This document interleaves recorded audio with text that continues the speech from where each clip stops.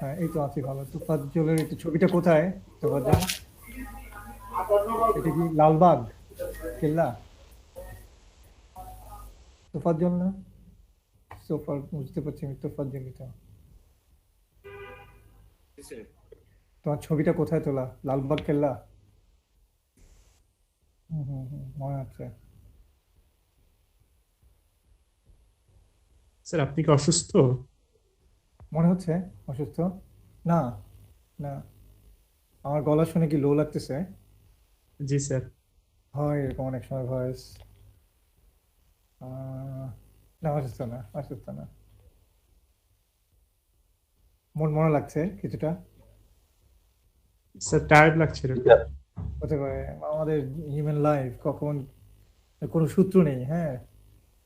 But কারণ আছে নিশ্চয়ই। মন একটু মরা আছে। বাট সেটা নাই বা বলি, ছোটখাটো বিষয়। হয় এরকম। আমরা ধাপে ধাপে ঢুকে যাই আমাদের প্রোগ্রামে, তাই না? মানে একটু ওয়েট করতে চাচ্ছিলাম জি আরো। স্যার। সবাই জয়েন করুক। এই মুহূর্তে ঢুকছে কারা? নাইম ঢুকলো বোধহয়। সাদিক উৎসব। সাদিক উৎসবের পেছনে কচুরি পানা নাকি এটা? হায়াসিন্থ, হায়াসিন্থ বলে নাকি জানি। উৎসব, তুমি কোথায় ছবিটা তুলেছো এটা? স্যার এটা ভার্সিটির সামনে স্যার। ও, এটা ভার্সিটির সামনে? জি কচুরি স্যার। পানা বলতেছি আমি। তাহলে এটা ওই যে আমাদের ওয়ালে ক্রিপিং যে ইয়ে আছে না, যে ক্রিপিং ভেজিটেশন আছে ওইটা। জি স্যার। আমার কাছে মনে হচ্ছে যে ওই তোমার ওখানে যে এশিয়া প্যাসিফিক লেখা বা কিছু একটা লেখা আছে সাদা, ওই লেখাটাকে মনে হচ্ছে পানি, আর সবুজ পোষণটাকে মনে হচ্ছে কচুরি পানা। এনিওয়ে, যার যা ধান্দা আর কি। আমি নদী চিন্তা করছিলাম, কোন একটা নদীর পাড়ে তুলেছে হয়তো আর কি, হ্যাঁ। আমরা কত 17-তে আছি এখন, না আর একটু ওয়েট করি, এই 2-3 মিনিট।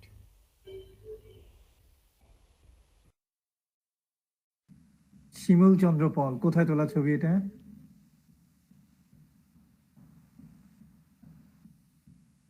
জি স্যার। স্যার আমার এটা স্যার কুমিল্লা শালবন বিহার স্যার। শালবন বিহার, আচ্ছা। তুমি জানো কোন সময়ের এটা, শালবন বিহারের ইতিহাসগুলো? স্যার এটা স্যার 700 800 এরকম হ্যাঁ, দিকে সাতশো স্যার। আটশো, সপ্তম শতাব্দী বলতে যাচ্ছিলাম আমি, হ্যাঁ। 700-800 দিকে। মানে তোমার অন্ধকার যুগের জাস্ট আগে, মানে ব্ল্যাক ডার্ক এজের জাস্ট আগে আর কি, হ্যাঁ। বাংলা ইয়েতে আর কি। 700-800 এরকম। আকমল হোসেনের এটা কোথায়? ট্রাস, এটা কি ট্রাস ব্রিজ, বেইলি ব্রিজ? না স্যার, অথবা এটা একটা আর্টিফিশিয়াল একটা ব্রিজ করে রাখছে আর কি। ওই যে গাজীপুরে লাস্ট যে পিকনিকে গেলাম ওইখানে তোলা আর কি। ও আচ্ছা, পিকনিক স্পটে। ঠিক আছে, হ্যাঁ, আমাদের মোটামুটি গল্প হয়ে গেল অনেক। আরেক গল্পে চলে যাই আমরা। সেই গল্প শেষ হচ্ছে না কোনোভাবেই। আমরা সেটেলমেন্ট শেষ করেছি, শোর পাইল শেষ করেছি। স্পেশালি শোর পাইল আমাদের সিলেবাসে সরাসরি ওইভাবে নেই। শোর পাইলের ডিজাইন বা অন্যান্য জিনিসগুলো নিয়ে প্রেক্ষাপটগুলো বা অ্যানালাইসিস ওইভাবে নেই। বাট আমরা কিছুটা আহ, ভালোই গল্প করেছি আর কি। তোমরা আমাকে একটা কোশ্চেন উত্তর দিতে পারবা যে board pile, driven pile, shore pile, পার্থক্য বলতে পারবা? স্যার বোর পাইল হচ্ছে যেটা বোর করে তারপর করা হয়, যেমন আগে মাটিটা বোর করে তারপর পাইল দেওয়া হয়। আর আচ্ছা, ড্রিভেন পাইলটা হচ্ছে মাটিটা, সরি, পাইলটা ক্যাচ করে ওইটাকে ড্রিভেন করা হয়। ঠিক আছে। হয়। আর শোর পাইল? আর শোর পাইল হচ্ছে নর্মালি স্যার কোনো সেটাও কিন্তু রিং, বোর্ড পাইল বা ড্রিভেন পাইল হতে পারে। জি স্যার, হতে পারে রিটার্নিং না? ওয়াল অথবা, জি স্যার, শোরের যেটা দেওয়া হয় হ্যাঁ হ্যাঁ, অনলি সেটা পোর্টে। সেটাও কিন্তু বোরিং করে করা যেতে পারে অথবা ড্রাইভ করে করা যেতে পারে, হ্যাঁ। তাহলে shore pile could be also bored pile, driven pile, তাই না? জি তো sir. Generally, generally lateral pressure যেই পাইলগুলো নেয় তাদেরকে আমরা শোর পাইল বলি, কিনারাতে আর কি, যেখানে ল্যাটারাল ফোর্স আসে আর কি। আর কনভেনশনালি যে যে বোর্ড পাইল বা ড্রিভেন পাইল, এগুলোকে আমরা বলি পাইল অথবা অ্যাক্সিয়ালি লোডেড পাইল আর কি। অ্যাক্সিয়াল পাইল বলা হয়। আরেকটা নাম যেটা হলো অ্যাক্সিয়ালি লোডেড পাইল, সেটা যে বোরিং করে করি তাহলে সেটা বোর্ড পাইল, যদি ড্রাইভ করে করি তাহলে ড্রিভেন পাইল। আর কি পারপাজে অ্যাকচুয়ালি সেটা ইউজ করা হচ্ছে সেই অনুযায়ী আবার আমরা তাকে বলি অ্যাক্সিয়াল পাইল। মানে একটা বোর্ড পাইল শোর পাইল হিসাবে ইউজ হতে পারে যদি ল্যাটারাল প্রেসার থাকে আর কি। আমি একটু দেখাচ্ছি জাস্ট এটা।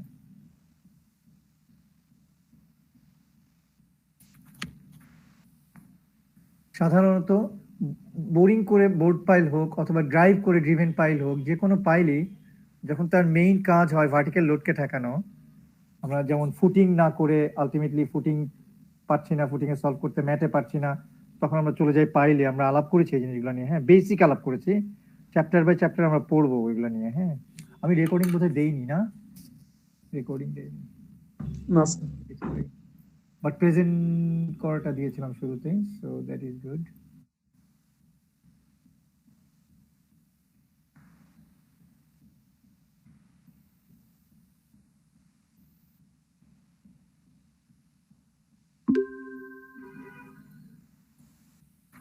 তো সেখানে আমরা বলছিলাম যে ফুটিং না হলে তখন ম্যাটে যাই, ম্যাট না হলে তখন আলটিমেটলি পাইলে যাই। বেসিক্যালি ভার্টিক্যাল লোডটা গভর্নিং। হ্যাঁ, জেনারেলি পাইলের ভূমিকা হচ্ছে ভার্টিক্যাল লোডকে ইয়ে করা। কিছু ল্যাটারাল লোড সে নিতে পারে, ওই ডিজাইনের পরও আমরা কিছু ল্যাটারাল লোড দিতে পারি, কিছু মোমেন্টও নিতে পারে। হ্যাঁ, জেনারেলি এটা হচ্ছে অ্যাক্সিয়ালি লোডেড পাইলের ক্ষেত্রে আমরা সাধারণত গভর্নিং ক্রাইটেরিয়া হচ্ছে অ্যাক্সিয়াল লোড, এটাই main vertical load.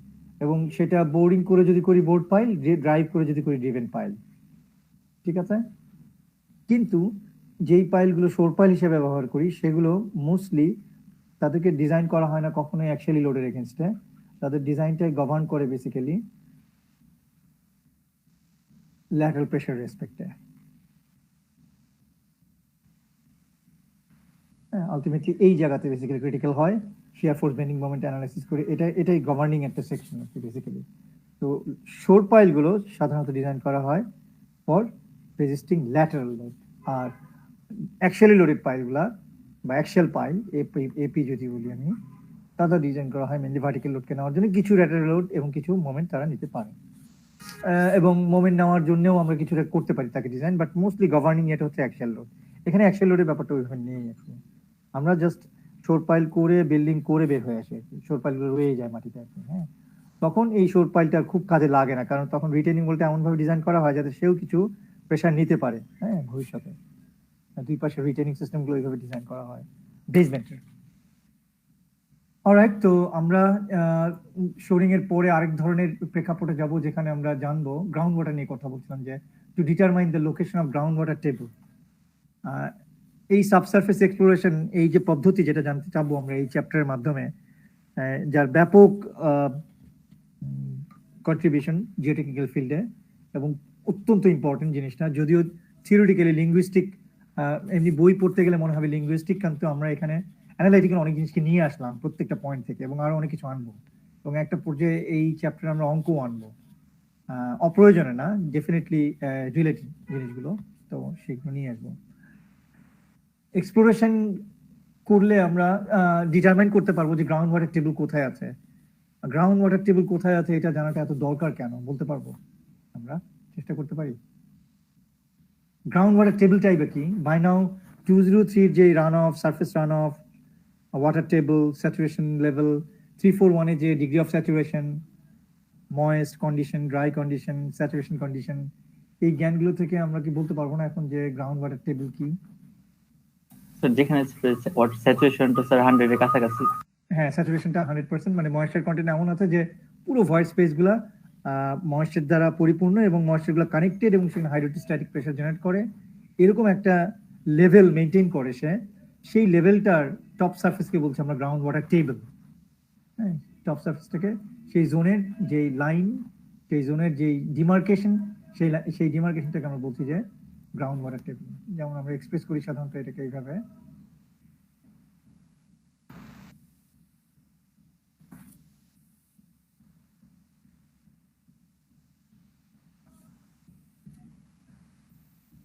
existing ground level,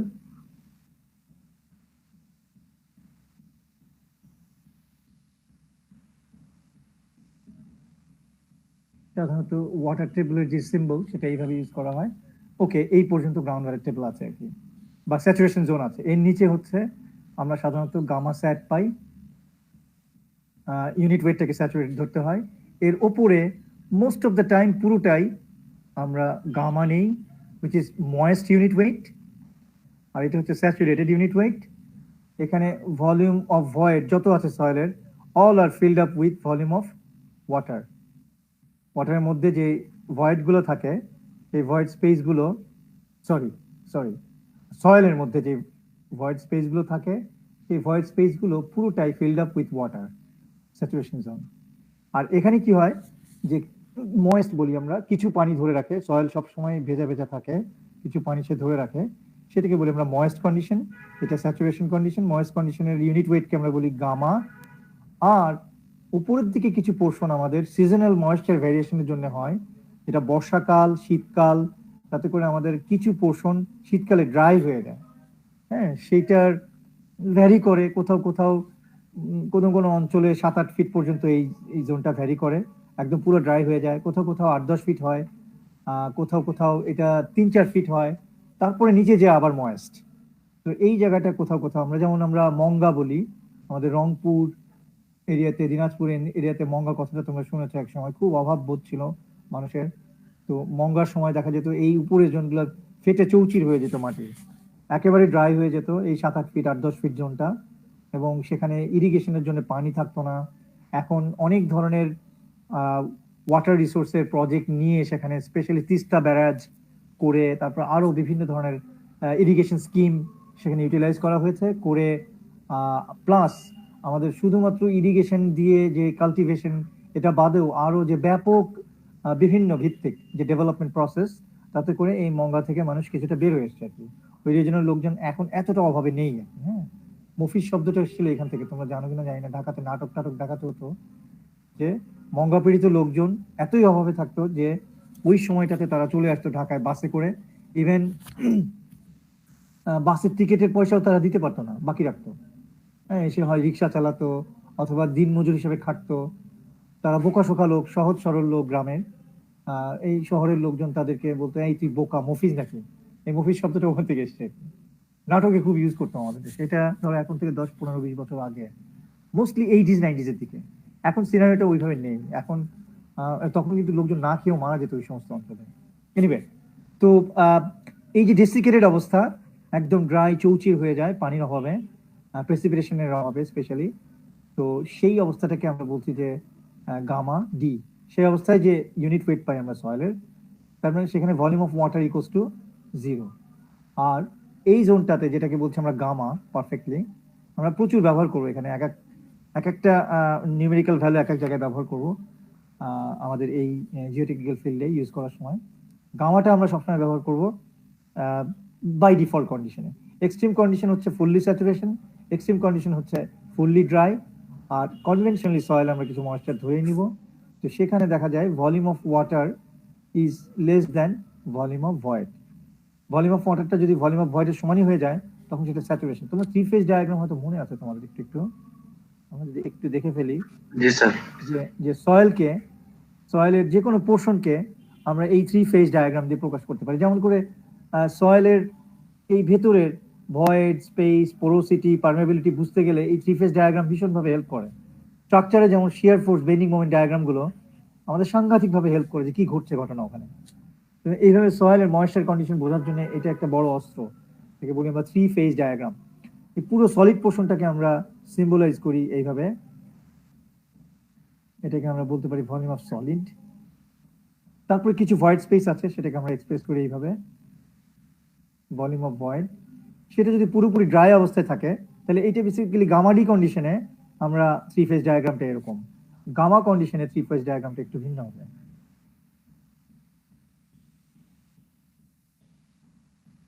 volume of solid থাকবে ভলিউম সলিডের জায়গায়, এখানে কিছু ময়েশ্চার থাকবে ভয়েড স্পেস গুলোতে, সেটাকে আমরা এইভাবে এক্সপ্রেস করি। সে এইটুকু পোর্শন পূরণ করে আছে ময়েশ্চারে।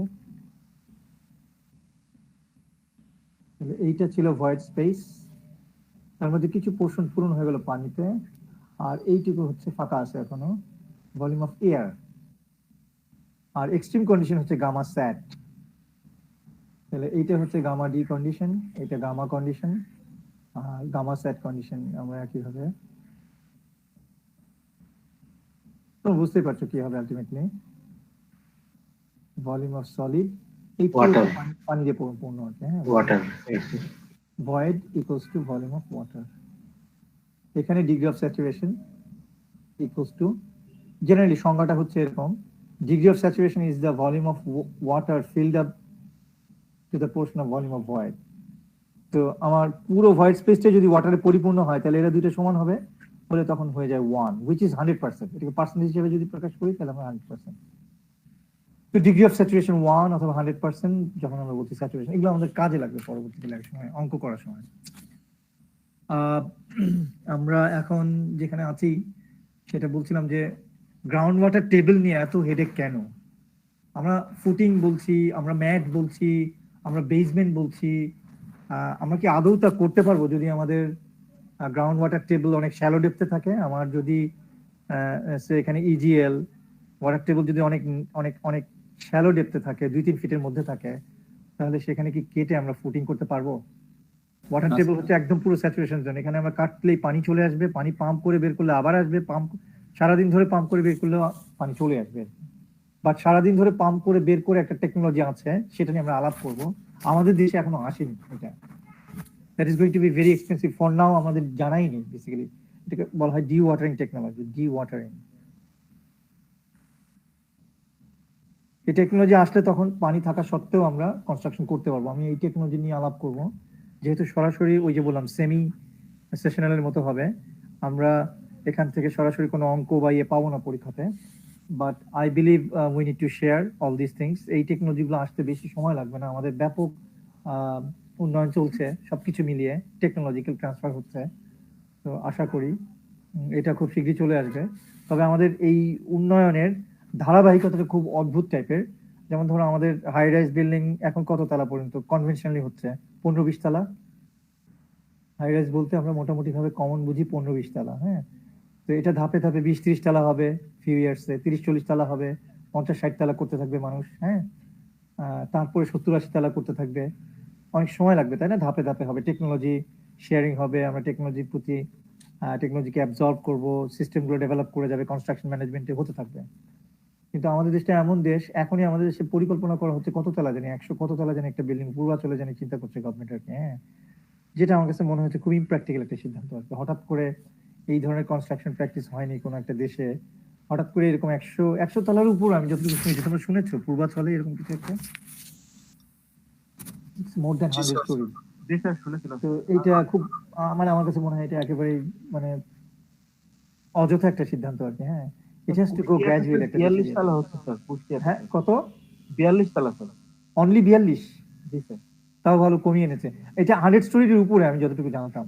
জি স্যার, না কুষ্টিয়াতে 42 তালা স্যার, আর হচ্ছে এই পূর্বাচলে 100 তালা স্যার। পুরোতলা 100 তলা। সেটা আমি বলছি যে ধরো এই 100 তলাটা তৈরি করতে হয়তো জার্মানি থেকে ক্রেন আনবে, ইউরোপ থেকে এই আনবে, আমেরিকা থেকে ওই আনতে হবে, বিকজ আমাদের তো টেকনোলজিটা হয়নি এখনো ট্রান্সফার। তো হয়তো 1 কোটি টাকার প্রজেক্টটা বা 100 কোটি টাকার প্রজেক্টটা হয়তো দেখা যাবে 10,000 কোটি টাকা খরচ করে ফেলেছে। হ্যাঁ, এই জিনিসগুলো আমাদের প্রচুর হচ্ছে আর কি, প্রচুর হয় আমাদের দেশে আর কি। মানে আমাদের তো এটা তো একটা আমাদের কেন এখন 100 তলা করে ফেলতে হবে একবারে? Anyway, লোক দেখানো ছাড়া কিছুই না। হ্যাঁ, আমরা আসি আস্তে আস্তে ধীরে ধীরে, কারণ ওই প্রজেক্টে ব্যাপক ঝামেলা হবে, দেখবো ব্যাপক ঝামেলা, যেটা হচ্ছে প্রত্যেকটা ক্ষেত্রে। It has to, it's a gradual process, হঠাৎ করে একটা জিনিস চেঞ্জ করা সম্ভব না আর কি। Everything has to go gradual. আচ্ছা, আমরা যেটা বলতে চাচ্ছিলাম যে যদি স্যাচুরেশন জোন খুব শ্যালো ডেপথে থাকে তাহলে আমরা আসলে কনস্ট্রাকশনই করতে পারবো না। স্পেশালি দেখবে তোমরা বরিশালে, পটুয়াখালীতে, খুলনাতে, বরগুনাতে জেনারেলি এত বেশি স্যাচুরেশন জোনটা কাছে, আমরা ওখানে খুব একটা ডাবল বেসমেন্ট তো প্রশ্নই আসে না, সিঙ্গেল বেসমেন্টও করা যায় না।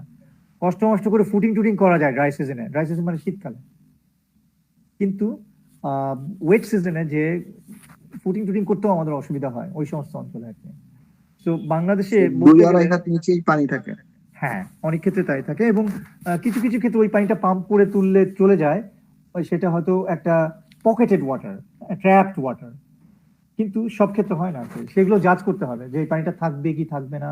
মানে মোট কথা গ্রাউন্ড ওয়াটার টেবিলের লোকেশনটা কোথায়। গ্রাউন্ড ওয়াটার টেবিলটা কিন্তু টেম্পোরারি না বা পকেটেড না। গ্রাউন্ড ওয়াটার টেবিল মানে হচ্ছে এটা অসীম, মানে এই পানিটা আসতেই থাকে, এত হিউজ স্যাচুরেটেড আর কি। তো গ্রাউন্ড ওয়াটার টেবিল যদি থাকে এবং আমি যদি ফুটিং ডিজাইন করি, আমার লাভ হবে না, আমি ফুটিং কনস্ট্রাকশন করতে পারবো না, ম্যাটও করতে পারবো না, বেসমেন্ট করতে পারবো না। দ্যাট ইজ দ্য রিজন যে location of ground water table is very important. আমি আরো বলছি, এখানে আরো আসবে কথা। থাকলে কি করব? বেসমেন্ট করতে পারবো না, দ্যাটস ফাইন, ঠিক আছে, করলাম না বেসমেন্ট, আমি সারফেস পার্কিং করব, একতলায় গ্রাউন্ড ফ্লোরে পার্কিং করব, দোতলায় র্যাম্প দিয়ে তুলে নিব পার্কিং, বা অন্যান্য জায়গায় পার্কিং থাকবে, বা যথেষ্ট পার্কিং থাকবে না একটা বিল্ডিং এ, ফাইন, বিল্ডিং করা যাবে আমি বেসমেন্ট ছাড়াও। কিন্তু ফাউন্ডেশন করবো কেমন করে? যদি গ্রাউন্ড ওয়াটার টেবিল খুব শ্যালো ডেপথে থাকে, জেনারেলি করা যায় না। তো সেক্ষেত্রে ফাইল করি স্যার। পাইল, এক্স্যাক্টলি পাইল, সুন্দর অ্যান্সার।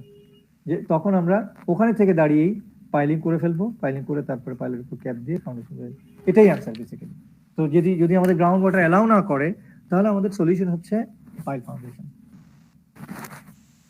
আরেকটা জিনিস হচ্ছে যে ডিওয়াটারিং টেকনোলজি অ্যাপ্লাই করে আমরা করতে পারি, যাই করতে চাই সেটাই করতে পারি আর কি। স্পেশালি বেসমেন্টের ক্ষেত্রে এটা খুবই প্রযোজ্য, উন্নত বিশ্বে এগুলো করা হয়, আমাদের দেশেও করা যাবে। আমি বিশ্বাস করি আস্তে আস্তে আমাদের দেশেও এই টেকনোলজি ট্রান্সফার হবে। তোমরা কোএফিশিয়েন্ট অফ পারমেবিলিটি, তারপরে ড্রডাউন, ওয়াটারে ড্রডাউন কথাটা পেয়েছো, পাম্পিং, ড্রডাউন, এই ধরনের আমি আঁকি, তাহলে তোমরা বুঝতে পারবে আর কি। হ্যাঁ, প্রেক্ষাপটটা তৈরি করি তাই। সে ধরো আমরা আমাদের একটা প্রজেক্ট সাইট আছে, সেখানে বেসমেন্ট হবে,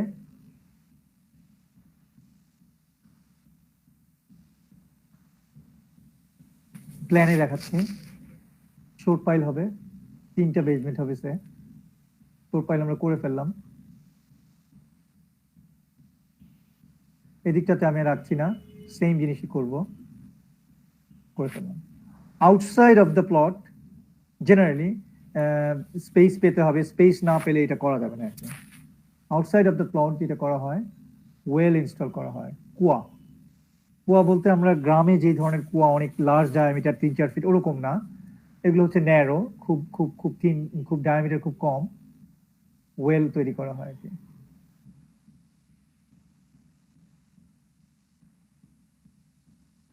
তাহলে সাইট এক্সকেভেশন করার আগেই আমরা প্ল্যানে দেখছি যে শোরিং গুলো করে ফেলবো, আর সাইটের অ্যাটলিস্ট 2 দিকে ওয়েল ইনস্টল করব। এটা যদি সেকশন নিই আমরা,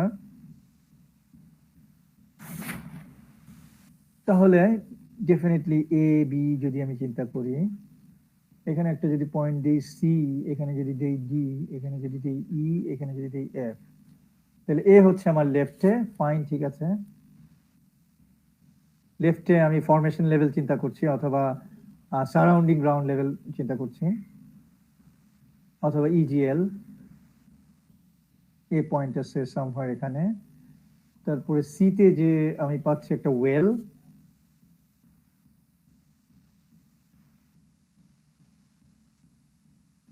ডিতে যে আমি পাবো শোর পাইলটা,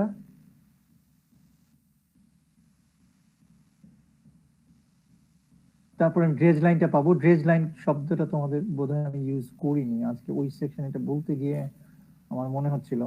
আমরা এটা তো ইজিএল বলছি, তাই না? আর যখন আমরা বেসমেন্ট করি, কেটে ফেলি, যখন বেসমেন্টের বটমটাকে আমরা বলি, এটাও এক ধরনের ইজিএল, আর্টিফিশিয়াল ইজিএল, তখনকার এক্সিস্টিং গ্রাউন্ড লেভেল যখন কেটে ফেলি, এটা একটা নাম আছে আমাদের জানা দরকার টেকনিক্যালি, ড্রেজ লাইন।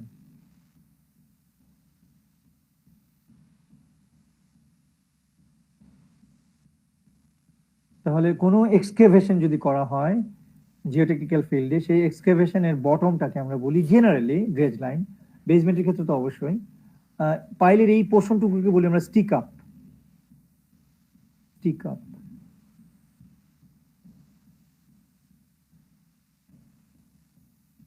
আর নিচে যে পোর্শনটা থাকে সেটাকে বলি আমরা এমবেডমেন্ট।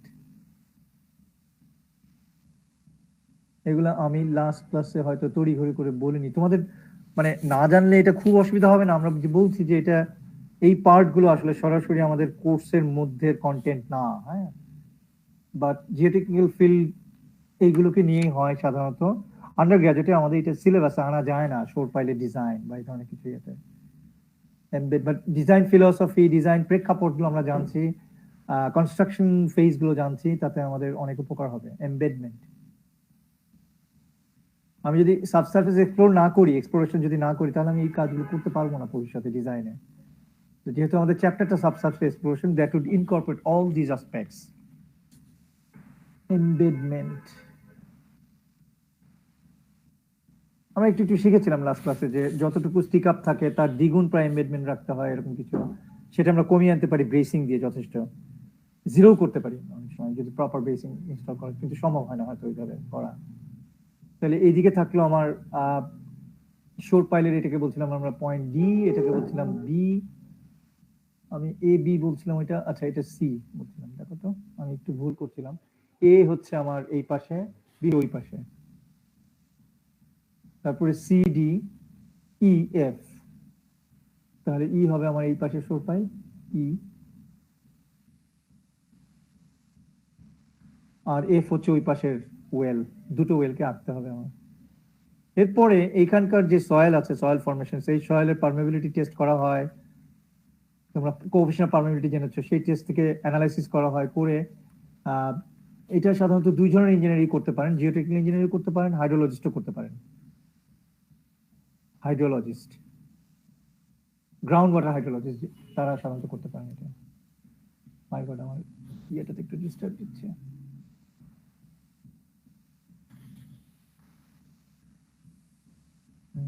ডিস্টার্ব দিচ্ছে, কি যে হয় মাঝে মাঝে, খুব বেশি হয় না, এটা অসুবিধা অত করে না। আচ্ছা হাইড্রো, এটা এখান থেকে ঠিক হয়ে গেছে, হাইড্রোলজিস্ট। সেখানে কি বেসিক্যালি স্যাচুরেশন জোন আছে, পুরোটা স্যাচুরেটেড। আমি যদি এখন একটু ব্লু দিই তাহলে একটু ভালো হবে। পাম্প কেনা হয়, পাম্প ইনস্টল করা হয়, কোম্পানি আছে তারা এগুলো করে, তাদের ডিজাইনার আছে যারা এই ডিজাইনগুলো করে।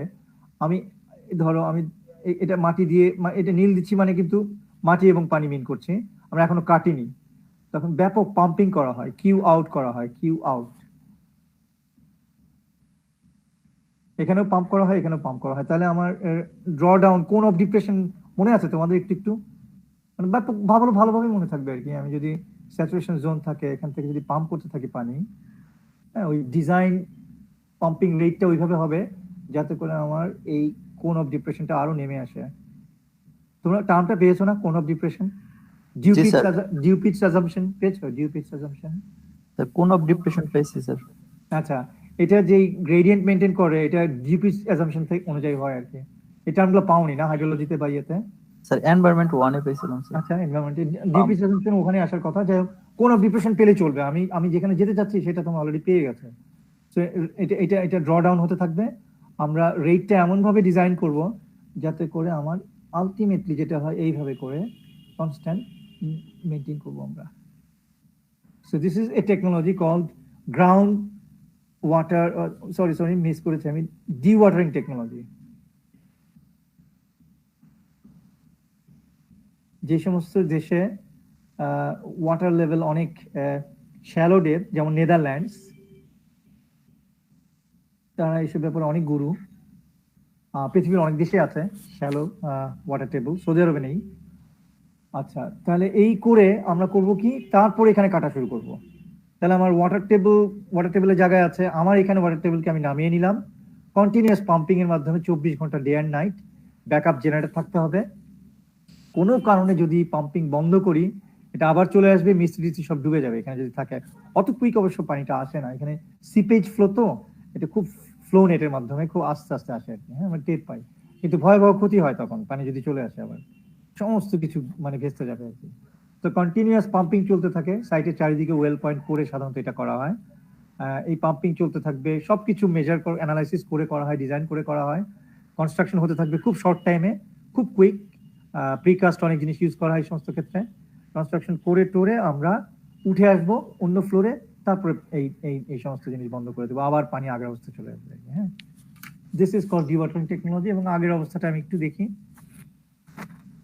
স্যার এখানে ওয়াটারটা কি স্যার যেখানে থেকে যাবে, হ্যাঁ থেকে যাবে। এটা হচ্ছে ওয়েল থেকে তুলি স্যার আমরা?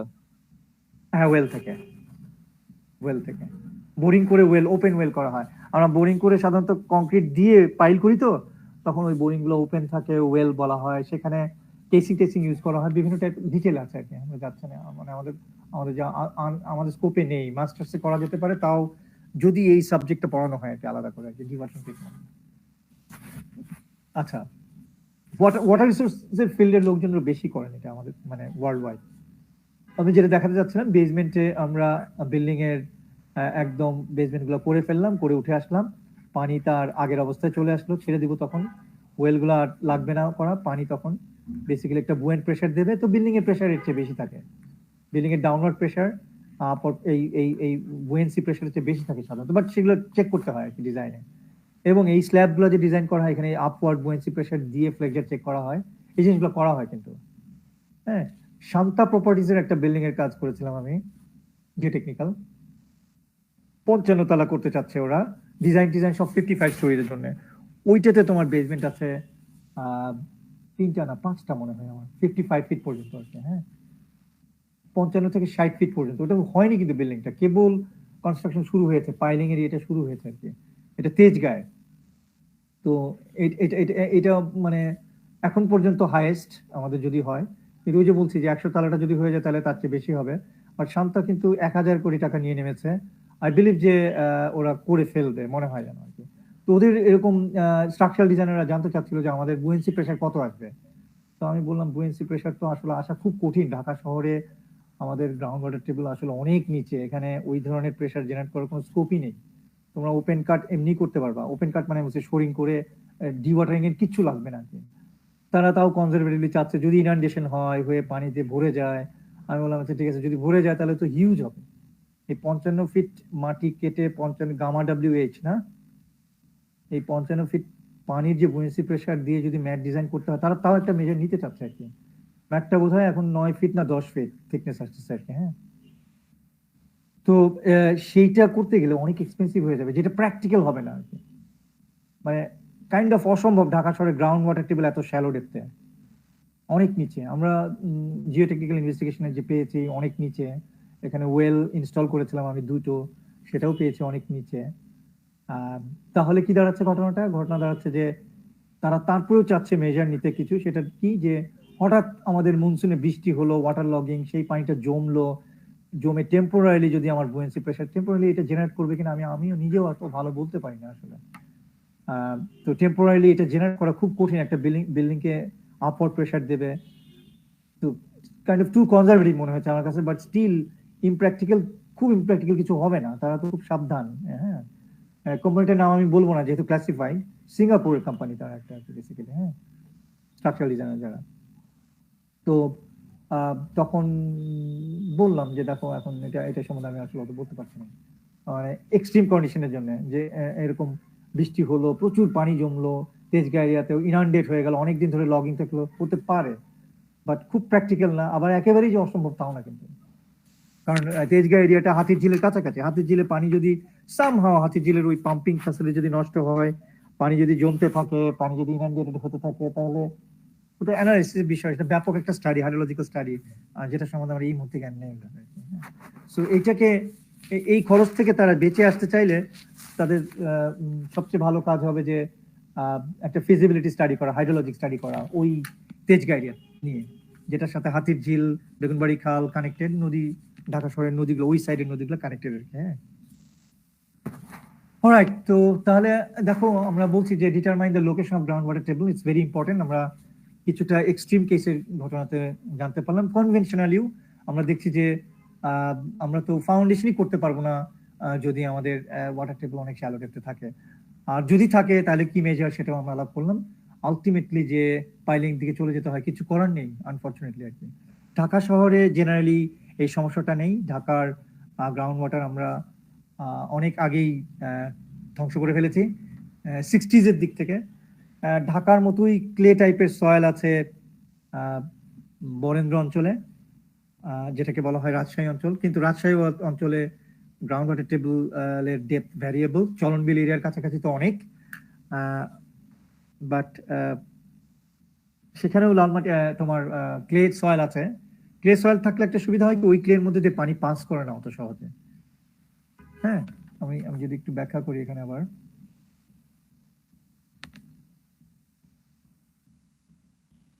ঢাকার উদাহরণটাই যদি দেই, জেনারেলি একদম পিওর ঢাকা যদি বলি, আমরা একদম পিওর ঢাকা বললে অনেকে মাইন্ড করতে পারে আমরা কি তাহলে নন পিওর ঢাকাতে থাকি, হোয়াট এভার। আমি কোর অফ ঢাকা হচ্ছে মতিঝিল। দেখবো মতিঝিলে সব হাই রাইজ হয়েছে কিন্তু শুরুতে। হ্যাঁ, মতির ঝিল, ওই ঝিলটা এখনো কিন্তু ছিটে ফোটা আছে আর কি ওখান দিয়ে। এনিওয়ে, তো ওই বাংলাদেশ ব্যাংকের কাছে ঝিলটা, হ্যাঁ। তো মতিঝিল এরিয়াতে প্রথম হাই রাইজ বা সবচেয়ে মানে উঁচু উঁচু বিল্ডিং গুলো হওয়া শুরু করে, সবচেয়ে ভালো মাটি বলতে পারো ইন এ সেন্স। তো ঢাকাতে জেনারেলি কনভেনশনালি একটা ক্লে ক্যাপ আছে, ক্লে ক্যাপ মানে ক্লে লেয়ার আছে আর কি। এটাকে খুব সরলীকরণ করে দেখাচ্ছি আমি। অ্যাপ্রক্সিমেটলি 20 ফিট ধরি এভাবে, কোথাও 18 ফিট, কোথাও 22 ফিট, কোথাও 25 ফিট। কোর ঢাকা অথবা মেইন ঢাকাতে বলি। ঢাকা থেকে যত উত্তর দিকে যাবো ক্লে ক্যাপটা তত বাড়তে থাকে। গাজীপুরের দিকে অনেক দূর পর্যন্ত ক্লে ক্যাপটা আছে। ঢাকা শহরেও কোথাও কোথাও পকেট আছে আর কি। আমি শান্তা প্রপার্টিজের যে প্রজেক্টের কথা বললাম সেখানেও কিন্তু এই ধরনের ক্লে ক্যাপটা 20 ফিটের পরে কিন্তু স্যান্ডি জোন। তো ক্লেকে সাধারণত আমরা এক্সপ্রেস করি এইভাবে হ্যাচ লাইন দিয়ে, আর স্যান্ডকে সাধারণত আমরা এক্সপ্রেস করি ডট ডট দিয়ে। এটা জিওটেকনিক্যাল ফিল্ডে ইউজ করা হয়। সিল্টকে সাধারণত আমরা এক্সপ্রেস করি ভার্টিক্যাল লাইন দিয়ে। এটা মিন করে সিল্ট, এটা মিন করে স্যান্ড, এটা মিন করে ক্লে জেনারেলি। তো আমি এই জন্য হ্যাচ লাইনটা দিলাম। তো আমাদের ঢাকা শহরের যদি আমরা আরবান স্কেপটা চিন্তা করি, তাহলে জেনারেলি অ্যাবাউট 20 ফিটের মতো ক্লে ক্যাপ থাকে, স্যান্ডি জোন থাকে। স্যান্ডে কিন্তু পানি এসে খুব সহজে জমতো, এই ক্লের মধ্যে দিয়ে পানি সহজে পাস করতে পারে না। কাজেই ওই তোমার সিঙ্গাপুরের যারা চিন্তা করছে যে ইনান্ডেশন হলে পানিটা যে এই ক্লে ক্যাপের মধ্যে দিয়ে যাওয়াও মুশকিল, কিন্তু হ্যাঁ যাওয়া মুশকিল। তবে আমাদের অনেক পকেট থাকে, অনেক ধরনের এক্সকেভেশন থাকে, সেগুলো দিয়ে চলে যেতে পারে। অনেক সময় ফিচার্স থাকে, ফিচার্স মানে ক্র্যাকস থাকে, হ্যাঁ সেগুলো দিয়ে যেতে পারে। তো এটা বলা মুশকিল, needs another study actually. Mostly এরকম। তারপরে স্যান্ড, এই স্যান্ডটা অনেক দূর পর্যন্ত গেছে। তারপরে প্রায় আমাদের 1 কিলো 2 কিলো নিচে যে হয়তো আমরা সেডিমেন্টারি ফরমেশনের কিছু জিনিস পাই, হ্যাঁ তারপরে 10-12 কিলো দূরে যে আমরা বেসমেন্ট রকটা পাই ঢাকা শহরে যেটা হয়, 10-12 কিলোমিটার আমাদের যেতে হয় না, 1 কিলো নিচেও আমাদের যেতে হয় না। বাট ঢাকা শহরের যে গ্রাউন্ড ওয়াটার টেবল স্যাচুরেশন জোনটা পেতে গেলে কারণ বাজার এরিয়াতে ধরো 200-300 ফিট যেতে হয়, ধানমন্ডি এরিয়াতে 400-500 ফিট যেতে হয়। 400-500 ফিট নিচে যে কিন্তু পাম্প ইয়ে করতে হয় পানি। মাতোয়াইল বা তোমার ধরো মতিঝিল এরিয়াতে অদ্ভুতভাবে 1000 ফিটও যেতে হয়। সো 1000 ফিট নিচে যে আমরা অরিজিনাল অথবা খুব অ্যাভেলেবল গ্রাউন্ড ওয়াটারটা পাই আর কি। ধানমন্ডি এরিয়াতে 400-500 ফিট কমন জেনারেলি। অলরাইট, তো তার মানে আমরা কোথায় নিয়ে গেছি ওয়াটার টেবিলটা? এই ওয়াটার টেবিলটা কিন্তু আগে অনেক শ্যালো ডেপথে ছিল। 60s এর দিক থেকে আমরা পানি পাম্প করেছি ব্যাপক হারে, হ্যাঁ গ্রাউন্ড ওয়াটার নিয়েছি, নিয়ে ব্যবহার করতে করতে এখন যে রেট সেটা অ্যাবাউট 8 থেকে 10 ফিট পার ইয়ার। প্রত্যেক বছর এই ওয়াটার টেবিলটা, এই স্যাচুরেশন জোনটা নেমে যাচ্ছে। আমরা এক্সট্রাক্ট করছি তো পানি, আমরা এখনো কিন্তু প্রচুর গ্রাউন্ড ওয়াটার ব্যবহার করছি ঢাকা শহরে। যে সমস্যাটা রাজশাহীতে অতটা না, ঢাকার আরবানাইজেশন এর জন্য দায়ী। রাজশাহীতে ওই সেম টাইপের ফরমেশন, বরেন্দ্র যেটা ক্লে ক্যাপ আছে, নিচে স্যান্ড, কিন্তু ঢাকার মতো না সিচুয়েশন। আমরা ঢাকাতে বেসিক্যালি গত 60-70 বছর ধরে পানি পাম্প করে এটা বিভিন্ন জায়গায় বিভিন্ন ডেপথে নেমে গেছে। স্যার রেটটা তো অনেক ভয়ঙ্কর, তাহলে মানে 8-10 ফিট তো অনেক। এটা রিয়েলি ভয়ঙ্কর। মানে আমি তো বিশ্বাসই করতাম না এক সময় আগে যখন প্রথম শুনি, হ্যাঁ যে বাট ইট ইজ গোয়িং। মানে আমি সমস্ত ডেটাবেজে দেখেছি, এটা তো আমি যে দেখতে পাচ্ছি না, মোস্ট অফ দ্য ডেটাবেজে দেখেছি আমি এটা। I believe it is true আর কি, হ্যাঁ স্পেশালি হাইড্রোজিওলজিক্যাল যে কোনো পেপারে পাবলিকেশনে আমাদের এটা পাবা। আচ্ছা, এখন এই প্রসঙ্গে যেটা বলছি যে এটা তো মানে খারাপ দিক। ভালো দিক হচ্ছে আমরা বেসমেন্ট করতে পারবো, তাই না? 500 ফিট পর্যন্ত বেসমেন্ট করতে পারবো, ঠাট্টা করে বললাম আমাকে। সো এটার জন্য অন্য একটা বেনিফিট আমরা পাচ্ছি যে ফাউন্ডেশন সিস্টেম করতে আমাদের কনস্ট্রাক্টিবিলিটি খুব একটা অসুবিধা হচ্ছে না। এটার অন্য আরো অনেক ধরনের ইমপ্লিকেশন আছে। সাবসিডেন্স হয় আস্তে আস্তে আস্তে আস্তে আস্তে আমাদের ল্যান্ড ফরমেশনটা ডাবে, আমরা টের পাই না ওইভাবে, হ্যাঁ যেটা পৃথিবীর অনেক দেশে আছে। গ্রাউন্ড সাবসিডেন্স, পানি এক্সট্রাক্ট করে নিলে গ্রাউন্ড সাবসিডেন্স হয়। আচ্ছা, আমরা এখানে ব্যাপক আলোচনা করলাম। টু ডিটারমাইন অ্যান্ড সলভ, আরো কিছু কাজ আছে এক্সপ্লোরেশন করার। To determine solve potential foundation problems, ফাউন্ডেশনের কিছু ব্যাপক প্রবলেম আমাদের তৈরি হয় বিভিন্ন ক্ষেত্রে, such as expansive characteristics of soil। এই জিনিসগুলোকে অ্যাড্রেস করার জন্য আমাদের সাবসারফেস এক্সপ্লোরেশন লাগে। আমরা করলে বুঝতে পারবো, জানতে পারবো যে আমাদের সয়েল কি এক্সপ্যান্সিভ নাকি নন এক্সপ্যান্সিভ। এখানে কথাটা এক্সপ্যান্সিভ, এক্সপেন্ড না, হ্যাঁ এক্সপেন্সিভ মানে হচ্ছে দামি। এক্সপ্যান্সিভকে আমরা সহজ কথা একটা শব্দ ব্যবহার করতে পারি, সোয়েলিং। আমাদের সয়েলটিকে সোয়েল করার প্রপার্টি আছে এর মধ্যে না নেই? তো বাংলাদেশের প্রেক্ষাপটে ঢাকা শহরে সোয়েলিং প্রপার্টি বা পেরি ঢাকাতে যদি বলি আমরা, গাজীপুর এরিয়া কিছু কিছু আছে, খুব ডমিনেটিং না আমাদের দেশে, যে কারণে এটা নিয়ে মানে মোটামুটি একটা হালকা আলাপ করে আমি ছেড়ে দিব আর কি। আমি যেই শহরে জিওটেকনিক্যাল ইঞ্জিনিয়ারিং প্র্যাকটিস করতাম, যেটা আমার চাকরি জীবনের শুরুতে আর কি, হ্যাঁ একেবারে শুরুতে বলতে পারো, বাংলাদেশে যখন আমি প্র্যাকটিস করি তখন basically I was A structural designer বলবো না, মানে নভিস, তখন কেবল একটা ফার্মে শিখছিলাম স্ট্রাকচার আর কি, হ্যাঁ 1 বছর 2 বছর কাজ করেছিলাম আর কি। তারপরে আমি চলে যাই ওখানে পাশ করার পরে আমার ওখানে রুজি হয় বেসিক্যালি জিওটেকনিক্যাল ফিল্ডে। আমি জয়েন করি ওখানে, মাস্টার্স করি জিওটেকনিক্যালে, তারপরে ওখানে প্র্যাকটিস শুরু হয় আমার জিওটেকনিক্যাল ফিল্ডে। সেখানে আমার 4 বছরের যে অভিজ্ঞতা সেটা বেসিক্যালি জিওটেকনিক্যাল ফিল্ডে। সেখানে এই প্রবলেমটা ছিল আমেরিকাতে, এক্সপেন্সিভ ক্যারেক্টারিস্টিক্স। কেমন এক্সটেন্টে ছিল? মোটামুটি খারাপ না, আমি ব্যাখ্যা করি কিছুটা। কিছু কিছু সয়েল আছে যে প্রবলেম, আমরা যে বলছি যে এক্সপ্লোরেশন কেন করতে হবে, যে potential foundation problem such as, একটা যেমন বলছে এখানে সফট সয়েলের প্রবলেম থাকতে পারে, অর্গানিক সয়েলের প্রবলেম থাকতে পারে। সফট সয়েলে ফুটিং করা যায় না সহজে, অর্গানিক সয়েলে অনেক ধরনের সমস্যা হয়, হ্যাঁ সেটেল করতে থাকে প্রচুর। তো এরকম ভাবে একটা প্রবলেম হচ্ছে এক্সপেন্সিভ ক্যারেক্টারিস্টিক্স। হ্যাঁ, তো আমাদের দেশে সফট সয়েলের প্রবলেম আছে ব্যাপক হারে, সেটা আমরা বিভিন্ন ক্ষেত্রে ফুটিং ডিজাইন, পাইল ডিজাইনের ক্ষেত্রে পাবো, সেজন্য ওটা নিয়ে এখন অত কথা বলছি না।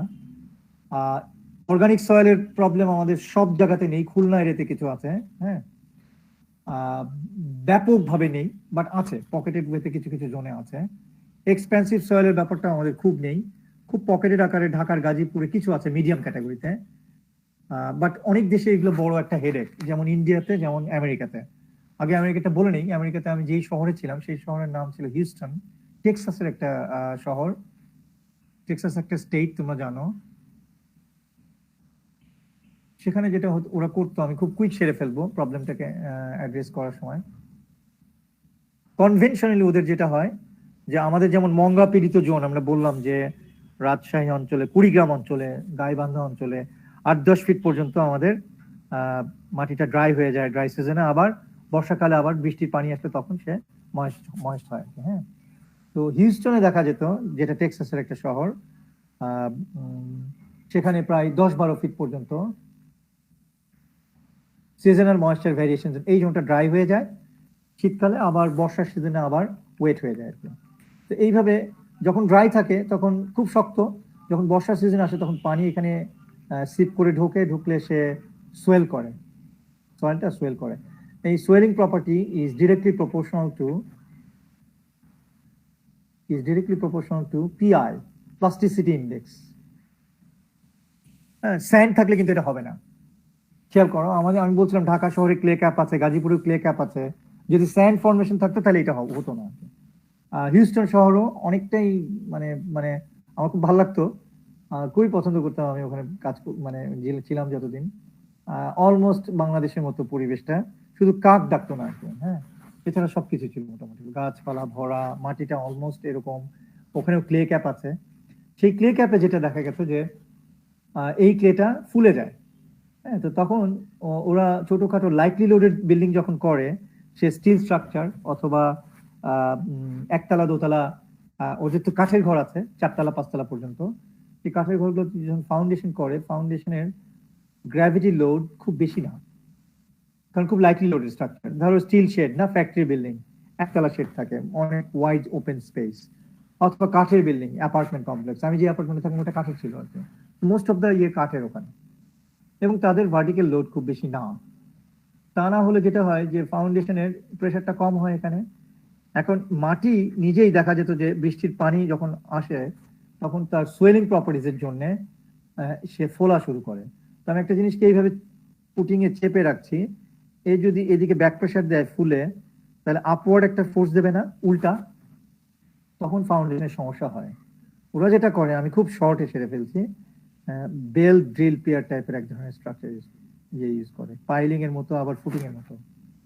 বেল্ট মানে বেলের মতো করা, এরকম বেলের মতো। বেল মানে ইংরেজিতে বেল আর কি, হ্যাঁ বাংলার বেল না, ঘন্টা। তো ওরা ড্রিলিং করে এমন ভাবে করে যেন বেল জোনটা এখানে থাকে, যেই জোনটাতে ময়েশ্চার ভ্যারিয়েশন হয়, যে জোনটাতে সোয়েলিং হয়, যে ড্রাই হয়ে যায় আবার ওয়েট হয়, এটা নিচে সাধারণত ফাউন্ডেশনটাকে রাখে। ইন্ডিয়াতেও তাই করে কিন্তু, করে কাস্ট করবে কমপ্লিট। তারপরে এ ওঠানামা করলেও মেইন ফাউন্ডেশনটা এখানে রয়ে যায়, অসুবিধা হয় না আর কি। এতদূর পর্যন্ত মাটি ওপেন কাট করে করা যায় না আর কি, হ্যাঁ, যে কারণেই তাদের ফাউন্ডেশন সিস্টেমটা একটু ডিফারেন্ট। আমার প্র্যাকটিসের মেইন কাজই ছিল যে এগুলোর অ্যানালাইসিস করা আর কি, হ্যাঁ।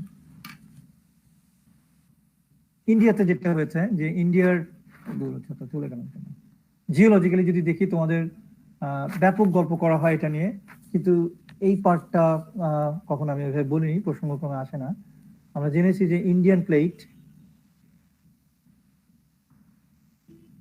আর টিবেটান প্লেট, ইন্ডিয়ান প্লেটকে আমি এইভাবে যদি ধরি, এটা বাংলাদেশ, ব্লক ডায়াগ্রামে দেখাচ্ছি, মায়ানমার। সো ইন্ডিয়ান প্লেটকে আমরা ইন্দো অস্ট্রেলিয়ান প্লেট বলি এইভাবে।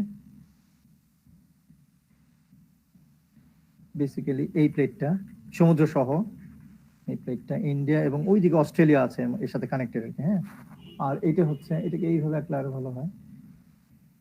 আর এইদিকে হচ্ছে টিবেটান প্লেট। এই দুটো সংঘর্ষ হয়েছে আমরা জেনেছি না জিওলজিতে, যে সংঘর্ষ হয়ে এখানে হিমালয় পর্বতমালা আর এদিকে ছোটখাটো পর্বতমালাগুলো হয়েছে। এটা যখন হয় ইনিশিয়াল স্টেজে, এটা শুরু হচ্ছে অ্যাবাউট 65 মিলিয়ন ইয়ার্স এগো। হ্যাঁ, মাঝখানে সমুদ্র ছিল আমরা জানি, সেই সমুদ্রের নাম টেথিস। সেই সমুদ্র এখন আর নেই, বুঝে গেছে কম্প্রেশনে। সেই সমুদ্র আসলে এখন আছে হিমালয়ের উপরে, তোমরা এটা জানো কিনা জানি না, বিভিন্ন স্টাডি থেকে যেগুলো আসে পাওয়া। কারণ ওইটাই তো জেগে উঠেছে বেসিক্যালি, ওই জায়গাটাই তো। ধরো আমরা এই প্লেট বাউন্ডারি যদি চিন্তা করি, লেফট সাইডের প্লেট, রাইট সাইডের প্লেট, এটা ইন্ডিয়ান প্লেট, এটা টিবেটান প্লেট, এদের সংঘর্ষ হলো। আমাদের 203 স্মৃতি মনে হচ্ছে না একটু একটু, আমরা প্রায় গল্প করতাম এটা। জি স্যার। তো এই টিবেটান প্লেটটা উঠে গেছে আর ইন্ডিয়ান প্লেটটা নিচের দিকে পড়ে গেছে। 2 থেকে 4 সেন্টিমিটার করে মুভমেন্ট হচ্ছে প্রত্যেক বছরে। যে কারণে আমাদের ভূমিকম্পগুলো যদি ম্যাপিং করি, মেজর ভূমিকম্প এই এশিয়ান রিজনে, অথবা আমরা বলবো ইন্ডিয়া, পাকিস্তান, বাংলাদেশ এই রিজনে, সব ভূমিকম্পগুলো আমরা এই কাশ্মীর থেকে শুরু করে নেপাল হয়ে, ভুটানের উত্তর হয়ে, অরুণাচল হয়ে এই জনটাতে পাই। সব 95% ভূমিকম্প এখানে পাই, হ্যাঁ, because of the plate boundary সেখানে হওয়ার কথা, বাউন্ডারি জায়গাটাতে সবচেয়ে বেশি ইয়ে হচ্ছে। তো এখানে দেখা যাচ্ছে যে ইন্টারনাল যে সমুদ্রটা ছিল, সেই সমুদ্রের মধ্যে যে সেডিমেন্টেশন হয়েছিল, যে ফসিল টসিল ছিল, হিমালয় পর্বতমালার উপরে যে রক পাই আমরা, সেই রকটা দেখা সেডিমেন্টারি রক, ওই টেথিসের রক কিন্তু, হ্যাঁ। এবং সেখানকার যে ফসিল সেগুলো সব হচ্ছে সামুদ্রিক। 11 কিলোমিটার 12 কিলোমিটার প্রায় উঁচুতে না হিমালয় পর্বতমালার যেই এভারেস্ট, কেমন করে মাউন্ট এভারেস্টের উপরে ওইভাবে শামুকের ইয়ে গোনা ফসিল সামুদ্রিক জীব গেল কেমন করে, তাই না, কোয়েশ্চেন চলে আসে। তো আমরা জেনেছি যে সায়েন্স কাইন্ড অফ চেইনের মতো না, সায়েন্স কিন্তু ম্যাচ করতে হবে আর কি, specially Jio science has to match. Jio science থেকে অনেক কিছু এসছে পরে আমাদের, হ্যাঁ, mother science basically, so it has to match. তো ওইভাবে ম্যাচ করে আর কি, হ্যাঁ। তো আমরা আমাদের প্রসঙ্গে চলে আসি যে যখন ইনিশিয়াল কলিশন হয়, সেই কলিশনের সময় huge amount of heat generate করে এই প্লেটের নিচে, 2 প্লেটের নিচে আর কি। মোস্টলি ইন্ডিয়ান প্লেটটা একটু ন্যারো, মানে শ্যালো অথবা তিন বলবো আমরা। সেইখানে মাঝখানটাতে ম্যাসিভ আকারের ভলকানিক ইরাপশন হয় হিট জেনারেশনের জন্য।